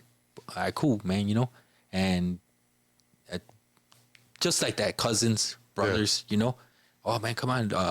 I was able to go downstairs, like for New Year's, you know, because my bracelet was still enough distance for me to be able to go down there, you know, and you know, big old parties, you know, people getting drunk, you know, music playing, you know, same back almost the same thing, bro, you know, and I'm like, and once again, I'm justifying it, you know, I can't get in trouble. I'm here with my family, you know, I can't go nowhere, you know, so I'm here, you know, and then I finally got off the bracelet, man, and I reached out to one of my homies, you know, like, hey, man, I'm looking for work, you know, like, if there's any work you could find me, and he hooked me up with this guy who had his own property management company, you know, and so I just started like as a worker, you know, we would go and do these board ups to the houses and anything that needed to be fixed, like sometimes we had to kick out squatters, you know, and rip up some carpet, just little minor fixings, you know, mow the lawns, you know, stuff like that, you know, and at that time, man, you know, I was taking 2 buses and a train to get to work, man. Wow. You know? And I did that for a whole year. No way. Yeah, because, you know, I needed to make money to get a car, you know? Man, that's a commitment and a struggle, man. Yeah. I mean, and you were you were trying to remain legit during this time? I was trying, man. Oh, yeah. I was trying, you know, and people were like, you know, like, Let me help you get on your feet. Let me help you get on your feet. You know, but at this time, man, I really did stay away from everything. Gotcha. Like once I started moving around and getting a job, like I'm like, nah, I'm not gonna do nothing. Right, you know, right. I need to keep focused. You know, I need to get my life back together. Yeah. You know, I lost everything. You know, so I need to get a car, get an apartment. You know, and kind of just that was my mindset. You know, and then you know, working there at the property management, you know, like even though it wasn't the best job, man, you know, it was a job, you know. Gotcha. It was honorable, you know. It was decent. It was honest money. Yeah. You know, legit. Yeah, legit money. You know, I was able to get my uncle a job there. You know, because after a while for working for him, he kind of let me manage a truck. Okay. You know, so he was giving me my own stops, you know, and raise my pay a little bit, you know. Nice. Instead of making $100 a day, I was making $120 a day, you know. Yeah. And within a year, man, I had bought me a car, man, a Crown Victoria, you know. Yeah. Hey. You know, and I love that car, man, you know. Right. And Especially when you blood, sweat, and tears. yeah, to yeah, get you it, know? man. Yeah. And you know, I kind of felt bad leaving that job, man, you know, because, you know, they gave me an opportunity. Right. No. Yeah. But I thanked them. Get on your feet. Yeah. I thanked them. I thank you for everything, man. You know, because another opportunity came up. Okay. And this was at a job in Aurora as a trailer mechanic. They had like an apprentice program going on, you know. And I went, and you know, like I knew this was gonna come up, you know, because I'm fresh still, you know, and I went in there honestly, you know, like, hey, you know, I just need an opportunity, you know I committed I committed my errors in the past, you know, just give me an opportunity, I'll show you what I could do. I'm a fast learner, and all right, man, we'll give you an opportunity, man. You know, we need trailer mechanics, you know. You spoke honestly, you know, and my compadre. Not the compadre, another compadre. Yeah. Hey, he was working there already, and he kind of gave me like, hey, man, they're hiring you. I'll be like, you got nothing to lose. Just give it a try, man, you know? Yeah.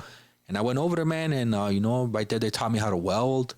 They taught me how to, like, pretty much fix everything on a trailer, man. Wow. You know, from brakes to the tires to the bushings to electrical work, you know? Like, they taught me everything there, you know? And my compadre left to a better job, and after a year and a half there, they made me the lead mechanic, you know? And so now I had like a fleet of 100 trailers, you know? Wow. And I was like scheduling like preventive maintenance on them, you know, and everybody loved me there, man, you know? But then I started talking to truck drivers like, hey, you should get your CDL, you know, like, like make more money, man, you know? And so I, because I was like OSHA certified, I was a certified welder from over here. Like, I got another job here in Cicero at a steel mill. I was melting certain metals. I was working a melter. Okay. You know? And making like certain metals, you know, and I was working there in the afternoon, so that gave me an opportunity to go to school in the morning to get my CDL, you know. So that's what I was doing. I would go to school in the morning, go to work in the afternoon, go to school in the morning, go to work in the afternoon. But around this time, you know, like somebody else came in, were like, hey, man, like, you want to make some money, you know? And I'm like, man, like what are you talking about? Like, oh, just right up your alley, you know, like this is what you used to do, you know? Yeah. And I'm like, yeah, man, you know, why not, you know? And so I started doing that again, you know, like dealing a little bit, you know, and now I got a nicer car, you know, now I got like nicer clothes, you know, now I'm back at the bars again, you know, and in my mind, to justify it, I'm going to school, I'm working hard in the afternoon, I'm trying to make progress in my life, you know, like in mind, I was always compromising and justifying, you know. And even though I knew I was wrong, like I would always convince myself that it was only going to be for a little bit. You know, that it was only going to be for a little bit just to make the process quicker. You know, and I started doing that again, you know, and then I had I was doing that for about a year, and then I had a dream, man, where like I was back in prison, you know, and I'm like, man, but it seems so real, you know, and in my dream that, man, how could I do this again, you know? How could I do this to my kids again? You know, I'm like, and then in my dream, I remember like me scolding me, like you effing idiot, you know, like, wow, oh, like you see, you deserve to be here, you know, and after that, man, I kind of like told a guy and the people around me, like, man, I don't want this no more, you know, like I can't, you know, like.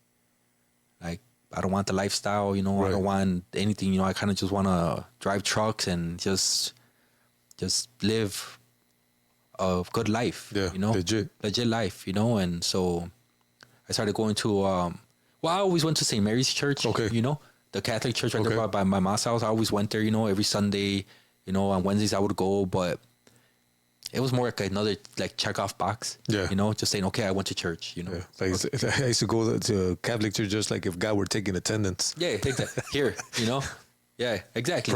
Present, you know. And be gone, right? Yeah. And so, like around this time, man, I was kind of like, you know, I went there for about half a year, you know, like consistently, you know, and my parents were encouraging it, you know, like, oh yeah, it's good that you're going to church, you know.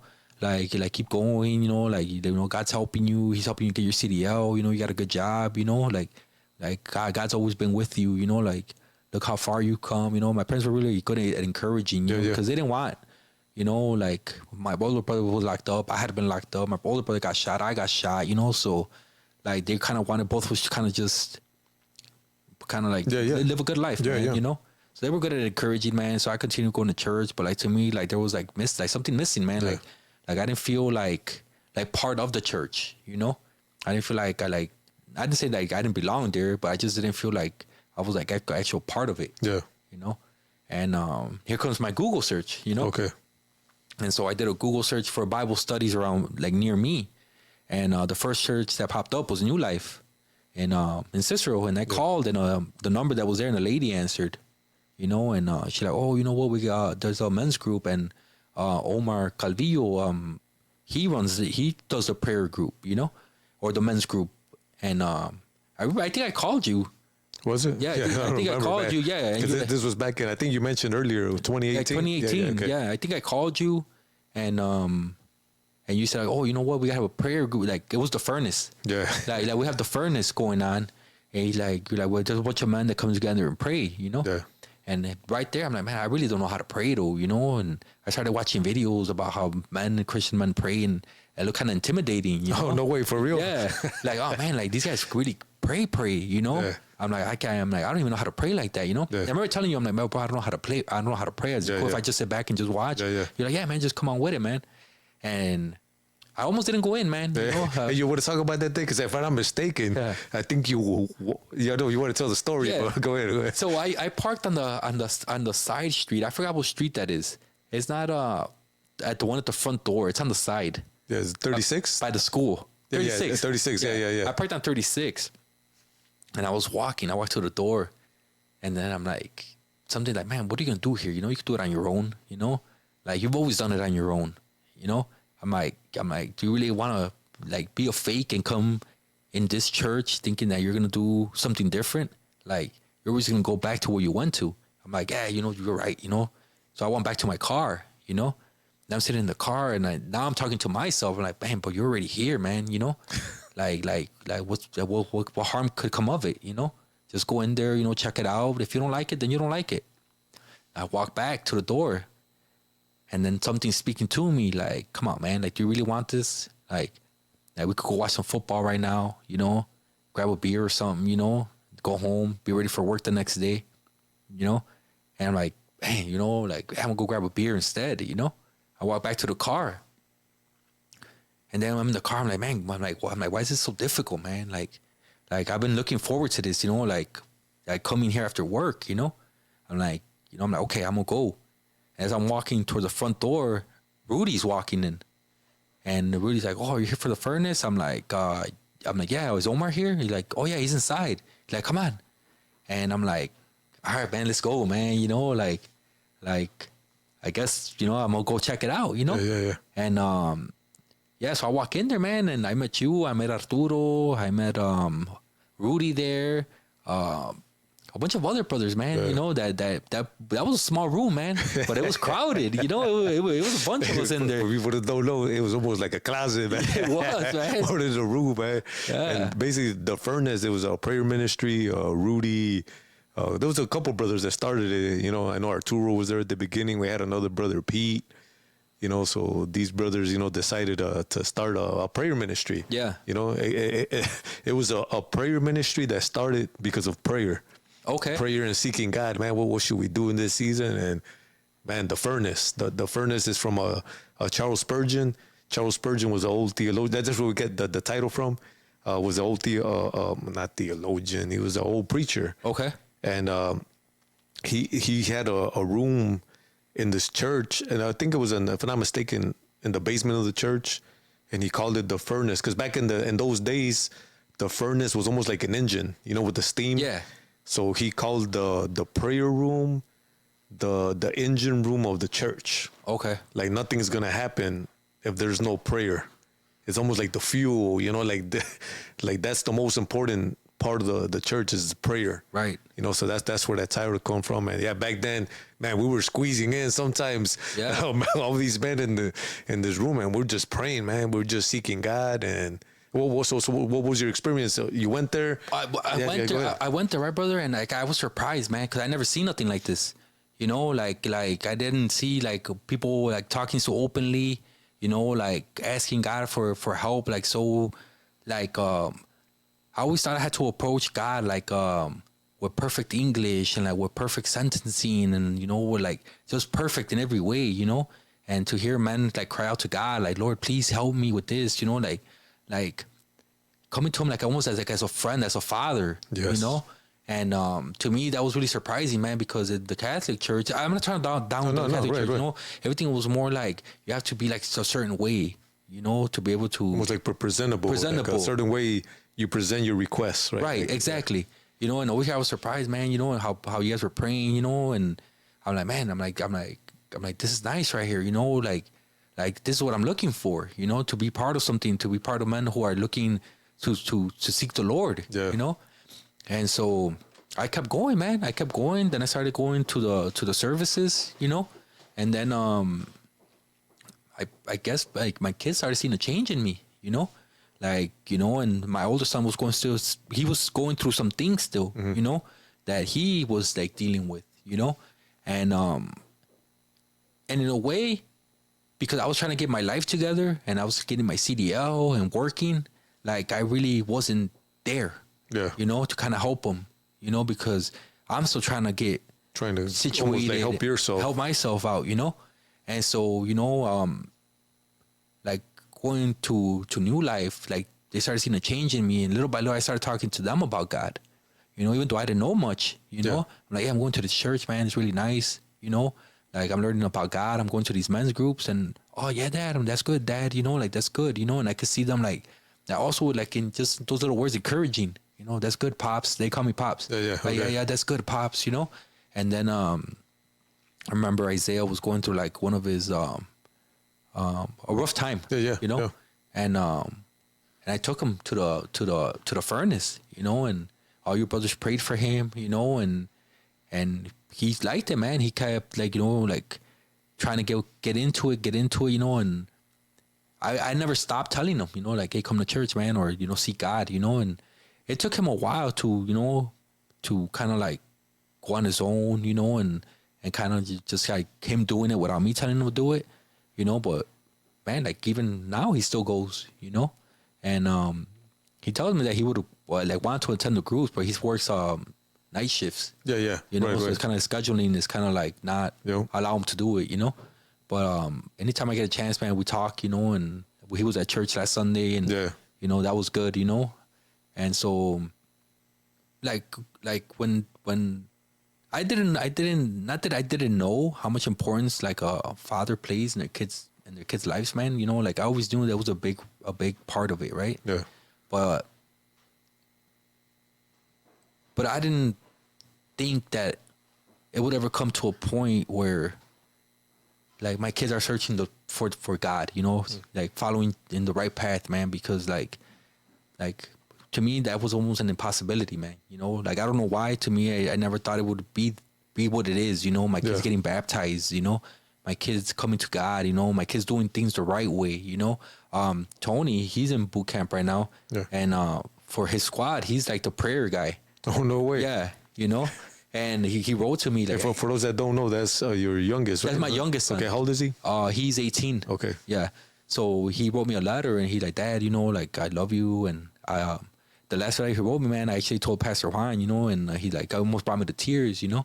He's like, Dad, not knowingly, you know, you got me ready for this, you know. Like, I gotta thank God that He blessed me with a father like you. Wow. You know, he's like because of you, like I'm leading my squad in prayer when we go to church, and I'm like, man, you know, like I never thought, you know, that I like, I'm not gonna take I don't want to take the glory, man, you know, because all the glory is to Jesus Christ, because he changed me. Yeah. For my kids to be able to see the change in me. Yeah. You know? And I'm just so grateful, man. You know, that my kids are following the right path.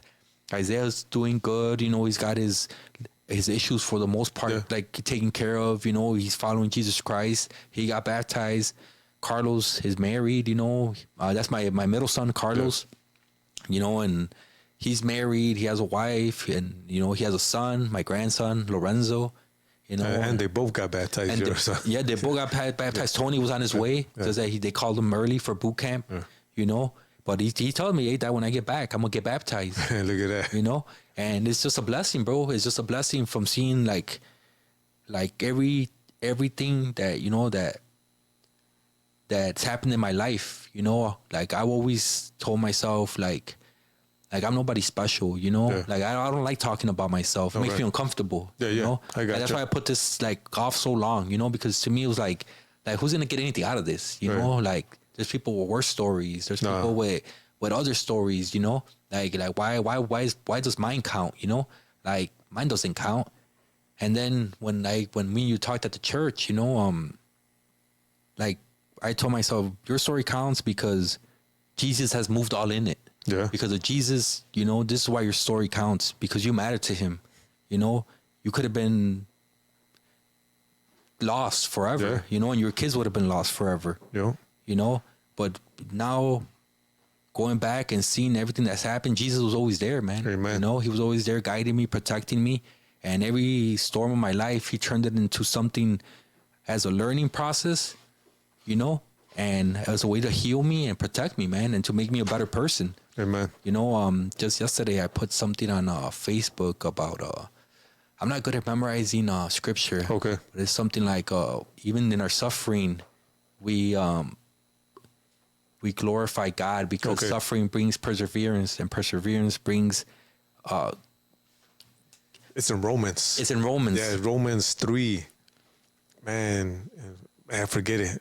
But yeah, I know what you're talking about. I'm gonna have to find it. But so that I put that yesterday, man. That one always speaks to me, man. You know, and brings hope. Go ahead, Go ahead, bust it out. So I think we found the scripture, man. So go ahead if you want to read it. Yeah, I had the wrong chapter. I think it's Romans 5, I believe. Yeah, it's Romans 5. Yeah, man. go ahead. Yeah, but you knew the verse. Yeah. I knew part of it. I'm the same way with you, where I'll remember a few words, and then you know what I do? I Google it. Okay. So I just put it like perseverance, you know, this, and you know the scripture will come out. Then But go ahead. Yeah. So this verse, this scripture really speaks to me, man, because you know, like a lot of people think that during the suffering stage, you know, they tend to blame God, you know, because they're suffering and they feel that things are not fair or that things are not the way that they're supposed to be, or they start questioning, you know, like, God, why would you allow stuff like this to happen, you know?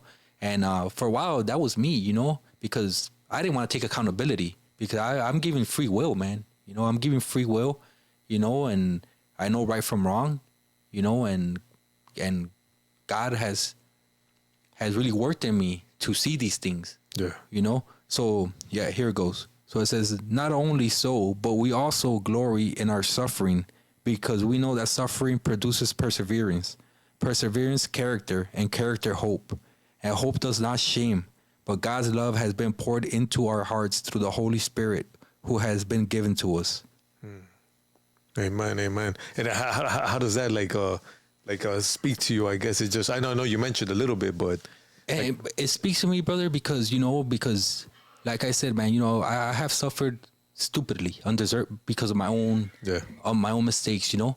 But seeing what being faithful through God, even in those times, man, what it brings, you know, God promises to make those storms of your life into something good. Yeah. You know?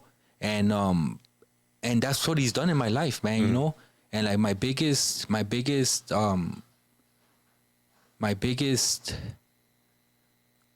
if I achieve anything in this world, is to lead my family to God. Amen. You know, that's my greatest achievement. You know, leading my family to God and following the godly way, seeing them follow the godly way. You know, I'm so blessed, brother. You know, and it's all because of Jesus Christ, man. Yes. You know, once I turned my life over and I got baptized, it was a rough time around that time, man, because when I brought my kids with me and they started following, man, a lot of bad stuff started happening. Omar. You want to share about that? Yeah, man. Because people need to hear. I know we were talking earlier, man. Well, seeking God, man, God loves us, man. He changes us, But man, does opposition come as well, man. Those spiritual warfare, man. That exists, man. You know, Ephesians 6. For we wrestle not against flesh and blood, but against principalities and rulers. You know, in high places. So it's a lot of demonic. There's an enemy. You know, there's an enemy out there who hates God, but he cannot do anything to God. Right. So who does he come at? He comes after God's people, man. Exactly. So yeah, man, you know, I started coming to the church, you know, my kids started following me, from my oldest to my youngest, you know, and I think like a month or two into it that they were coming, like just things started happening, man, like things that I couldn't like comprehend, you know, like to me, 'cause I was so like fresh in my walk and so like immature in my faith, yeah, you know, that I wasn't prepared, you know, and I remember telling you, Omar, I'm like, I'm gonna have to leave this alone for a while, man. My family's under attack, you know, and bad things are happening. I don't know if you remember, my youngest son, Tony, his friend, brought a gun to school and shot himself, you know, and died in the bathroom. And my son had to go to therapy because of that, you know. Then a few months after that, my other son, Carlos, his friend committed suicide over a girl, you know. And while all this is going on, Isaiah's still dealing with his own issues where he had to like kind of get that taken care of, and seek some help, you know. And then out of nowhere, Carlos got sick. Where like he ended up at the hospital, Loyola. Infections started popping up all over his joints. You know, he had to get 2 surgeries on his left knee, a surgery on his right shoulder. And I remember I reached out to Rudy, you know, I'm like, Rudy, man, like, I don't know if you're busy, you know, I'm like, but my son's at Loyola. I'm like, I really need prayers, man. You know, if you or somebody else could go up there and pray for my son, man, because at this point I'm thinking like bone cancer or something, because they didn't have no answers for us. They just... How long was he fighting this? Because he was there for a while, wasn't he? For a while, man. Like for how long? I think like close to a month. And they couldn't pinpoint what was causing it, right? Like just infections were popping up in his joints. Yeah. You know, and I'm like, man, what's going on, man? You know, and I was getting mad, you know. I'm like, man, did I do the right thing? You know, like, you know, as soon as like I started like bringing my children to God, why are we being like attacked in this manner? You know, like I'm like, man, I gotta call it quits for a little bit. You know, I don't want nothing bad to happen to my children no more. You know, and then and so I was gone for like 2 months, man, from the church, you know. Like I didn't want nothing, you know. I just wanted my life to go back to normal and my kids to be healthy and kind of, you know, get their lives back to normal, you know. And then, but something kept tugging at me, you know. And you know what, Omar? After I left, we got left alone, man. You know? You know what? Before you share that, is this after what happened to your son in the hospital? Yeah. You want to talk about that? I know you mentioned Rudy going over there. Yeah. So Rudy went over there, man. He prayed for my son. You know, he prayed for my son, and my son started getting better.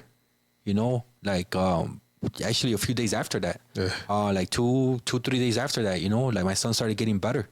Where like the infections, like they were doing like I don't know if it was like a MRI, but they were taking like a scan of his body, and the infection will show up like as yellow. You know, so like he had like one here, he had one here, he had like one in his ankle, you know, and they just kept popping up. And then like once they would get like the yellow like would get bigger, then that's when they would have to do surgery and like scrape the bone and, you know, go in there, you know, and clean it up. And like 2-3 days after that, like they did a scan, they're like most of them are gone already.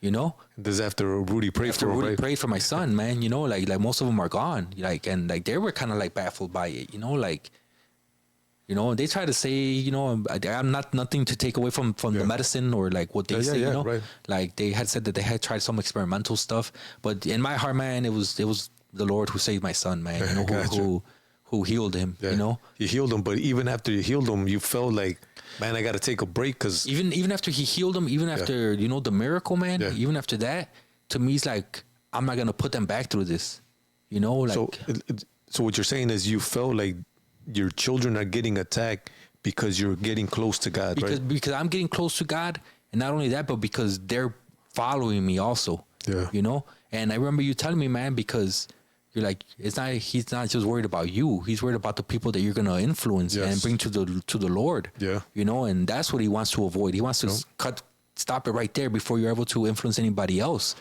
You know, so this started happening, and in my mind, I'm like, you know what, like it's gonna happen again. Yeah. You know, I can't have my kids go through this no more. You know, like they've already been through enough in a short span of time. Like I gotta kind of just fall back. Yeah. You know, and like I said, I was like away for like 2 months, but something kept tugging at my heart, like come back. You know, come back, and you know, like just come back to the church. You know, come back to the church, and I decided to go back, man. You know, and I was there for a little bit. And then the whole COVID thing happened, you know, and that was another like little rough patch. Yeah, you know, oh yeah, for everybody, for a lot of people, yeah. You know, a lot of rough patch, and you know, and even during that time, man, I kind of went back to my old ways, you know, of drinking, you know, and not doing drugs, you know, right. mostly just drinking, you know, like heavily, you know, because you know things were happening, you know, and the world might end at any time. Yeah, Point, it was a very uncertain times. Anxiety and all that kicked up, man. You know, and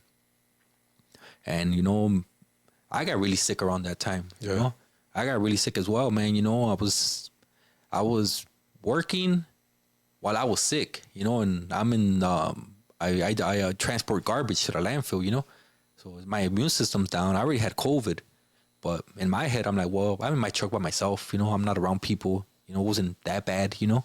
To me, it was like, I'm pretty healthy, you know, like I never got a flu shot, you know, so this is going to be nothing, you know. And I guess all that breathing in the garbage and my immune system already being down, I also caught meningitis, you know. And, well, you know, man, ended up in the hospital because of that, man. I got meningitis after I got COVID, too. Yeah, you too? My sister, I was jacked up, man. But go ahead. Yeah, man. So, you know, I got really sick again, you know. I got sick and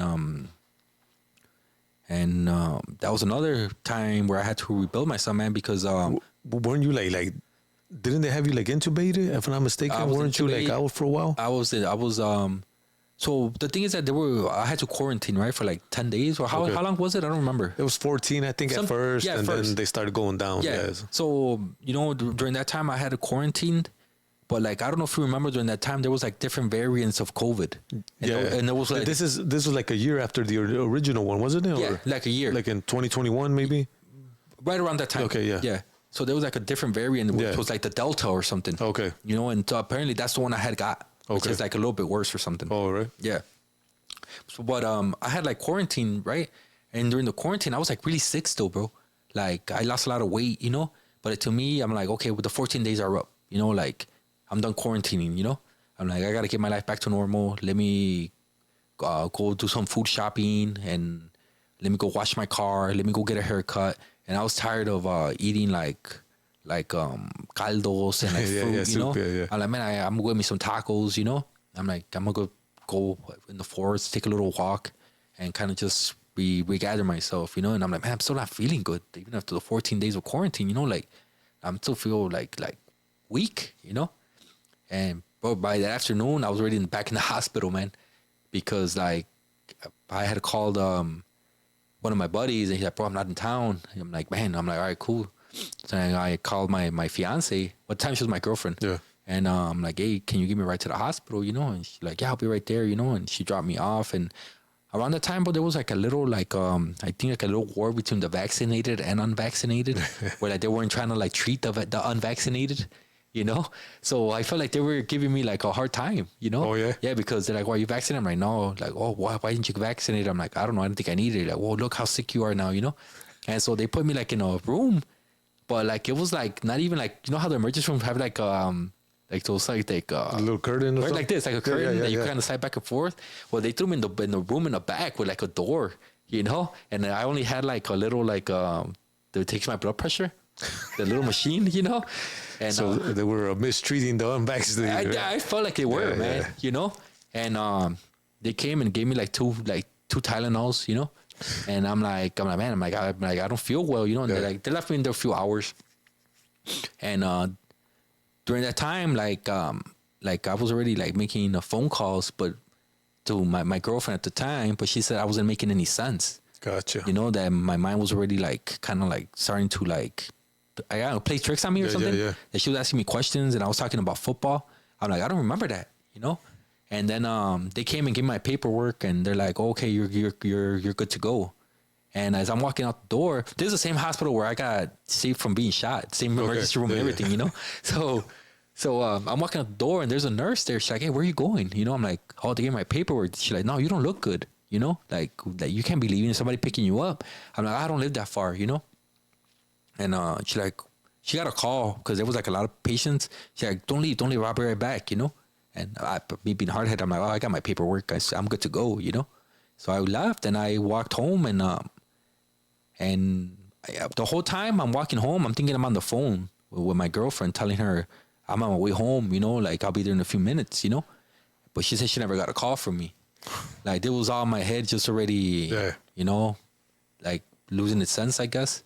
And I kind of just like fell asleep on the back porch. It was still nice outside, you know? And like the only reason she woke up was because the dogs were barking. But she thought that I was medicated.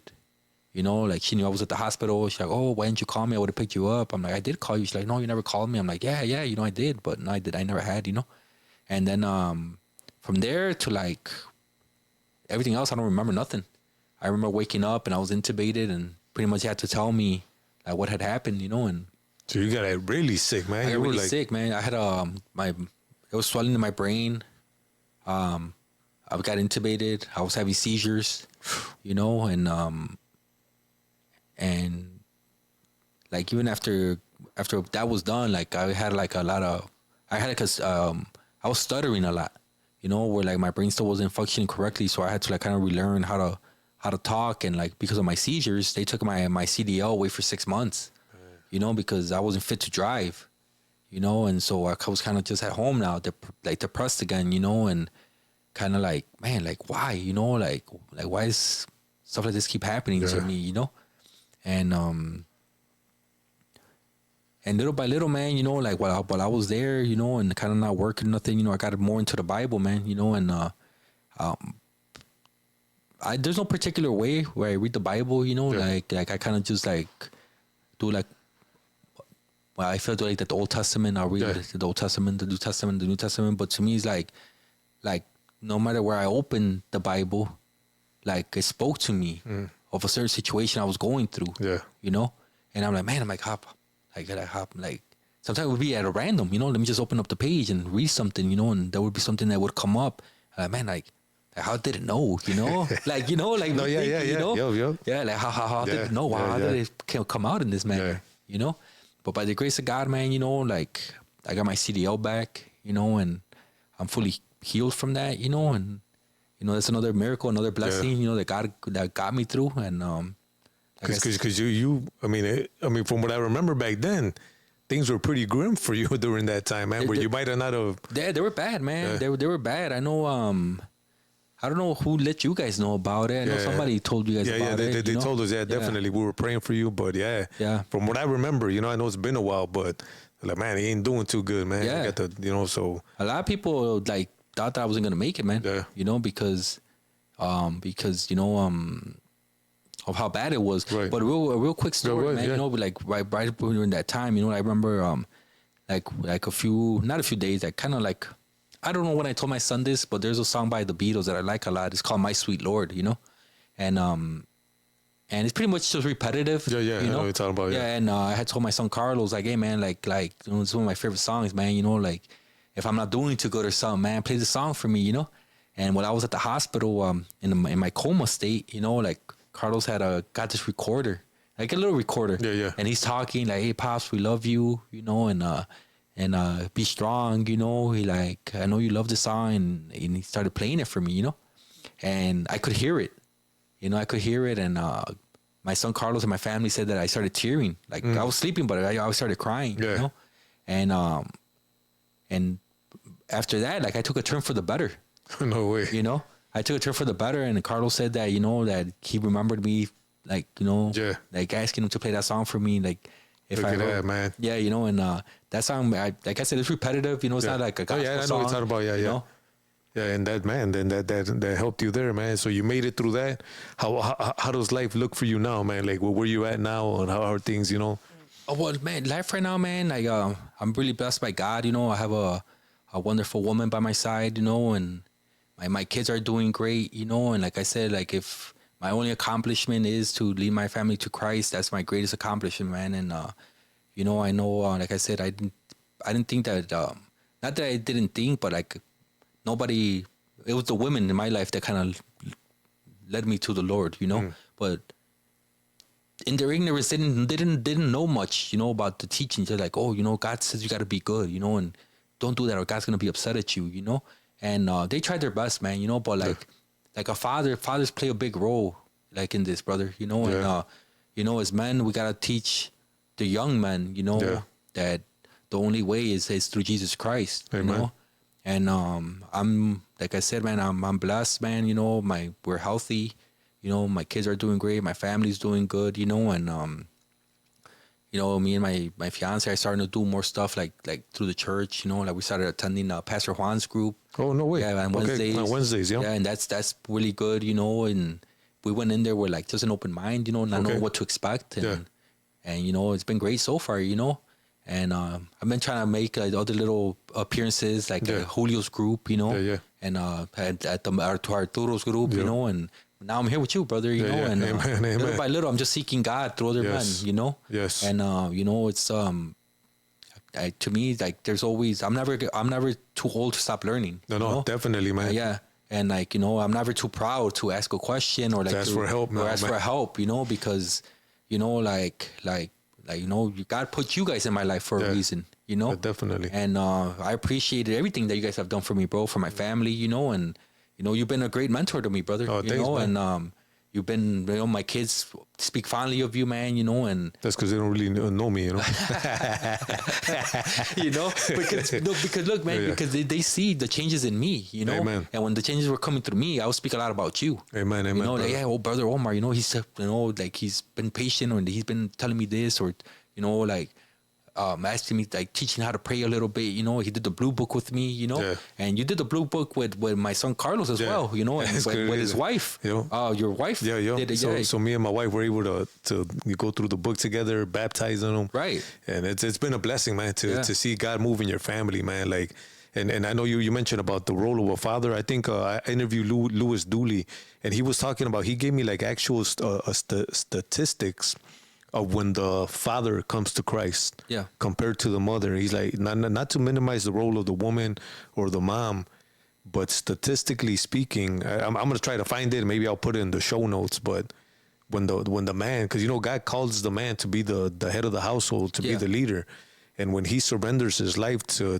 Christ, when he comes under his lordship, begins to seek him and serve him, it causes like a chain reaction in the family, and there's like the percentages of the children that follow are like greater when the father, when the man begins to seek God, you know. So definitely men, they need to know that their choices matter. And what I love about your stories, how real and raw you shared about your struggles, your shortcomings, you know, whatever it was, whether alcohol, drugs, and don't let that define you. You know, if you're hearing like, man, I already done so many years of bad, it's never too late to turn it around and for your kids to see it and also follow. You know what I'm saying? Right. Like it's never too late, man. So that's what I love about your story, man. And it's surrendering, and like you mentioned, it's bigger than just you. That's why I feel the enemy came at you so hard, man. Right, brother. Because he knew that it wasn't just your children. Now you just became a grandfather recently, man, and it's the grandchildren and the generations to follow, man. Like I love the Bible when it talks about one man, a man of faith. Then talks about the sons, and then you see like the lineage, right? The lineage of the godly, man. It's exactly, brother. You know, and like, you know, that's like that would be a blessing, man. You know, to see like this family turn around and break those chains, you know, of bondage, you know, and like of like.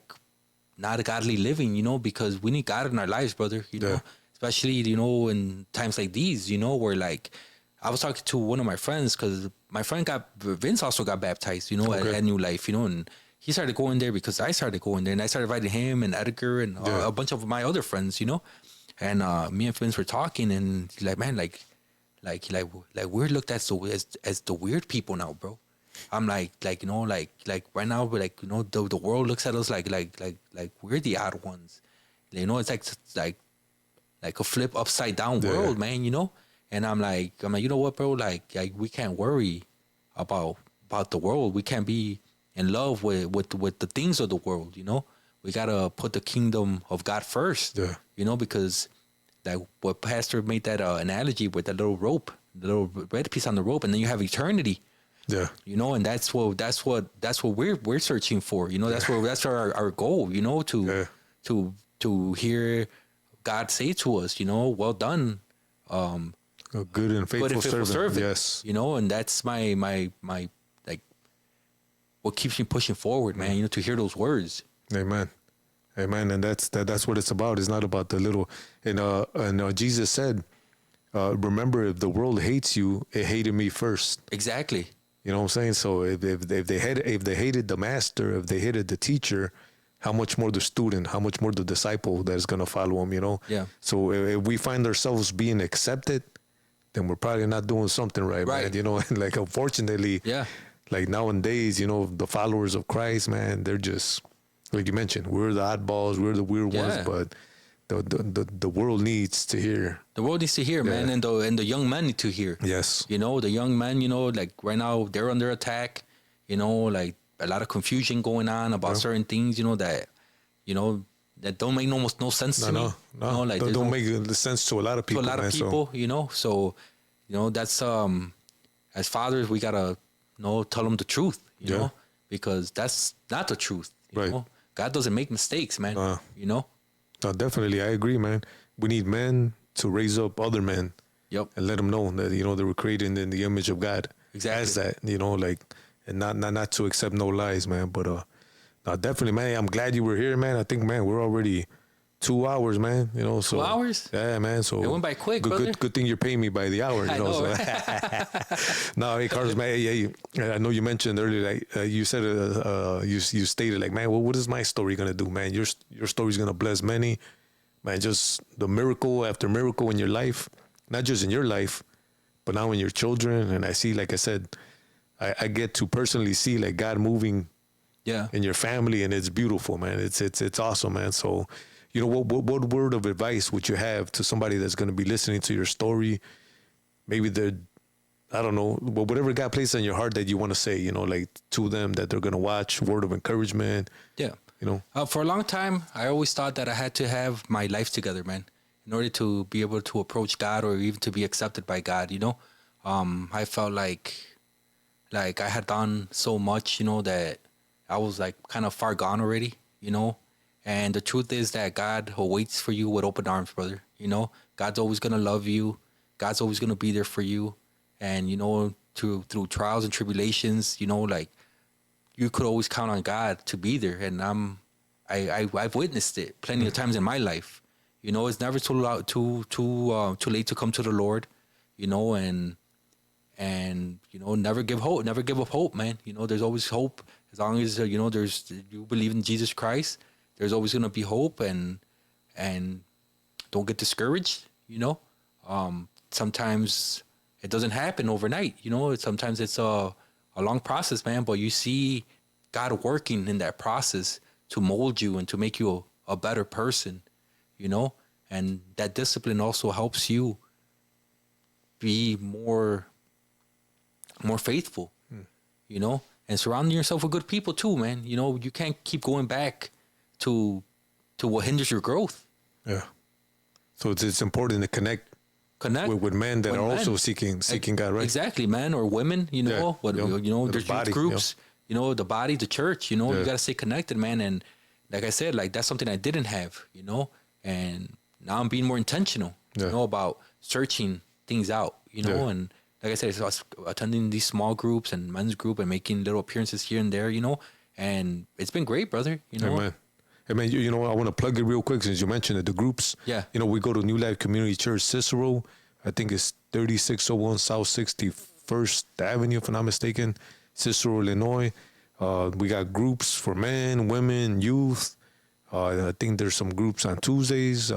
Wednesday is the one group he's talking about with the couples, right? With Pastor Juan. Wednesday is actually There's a group for everybody. Yeah. On So Wednesdays. they have a, what do they call it? A community night, I believe. Community night. Yeah. So there's groups for men, women, couples, youth, I believe, meet. So yeah, if you're in the area, if you're seeking for a church and you're not plugged in anywhere, hey, come visit New Life Cicero or any New Life location. I'm gonna put the website on there. You could click on there. I believe there's like 26 locations throughout the city and suburbs. So if you're in the Chicagoland area, there's definitely probably a New Life church close to you, you know. But man, thanks for sharing your story, Carlos. Hey, could you do us a favor? I know you said, man, you were battling. Man, I ain't gonna go in there, man. These guys know how to pray. I know, man. But I'm gonna throw you in the spot, man. Hey, can you close out in a prayer? For sure, brother. Amen, amen. Yeah.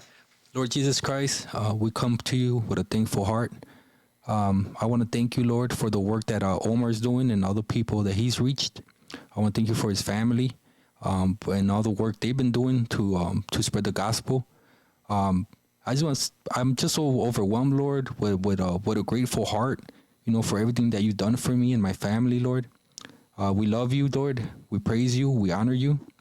In Jesus' name, amen. Amen, amen, man. Hey, thank you for joining me, man. It's a blessing.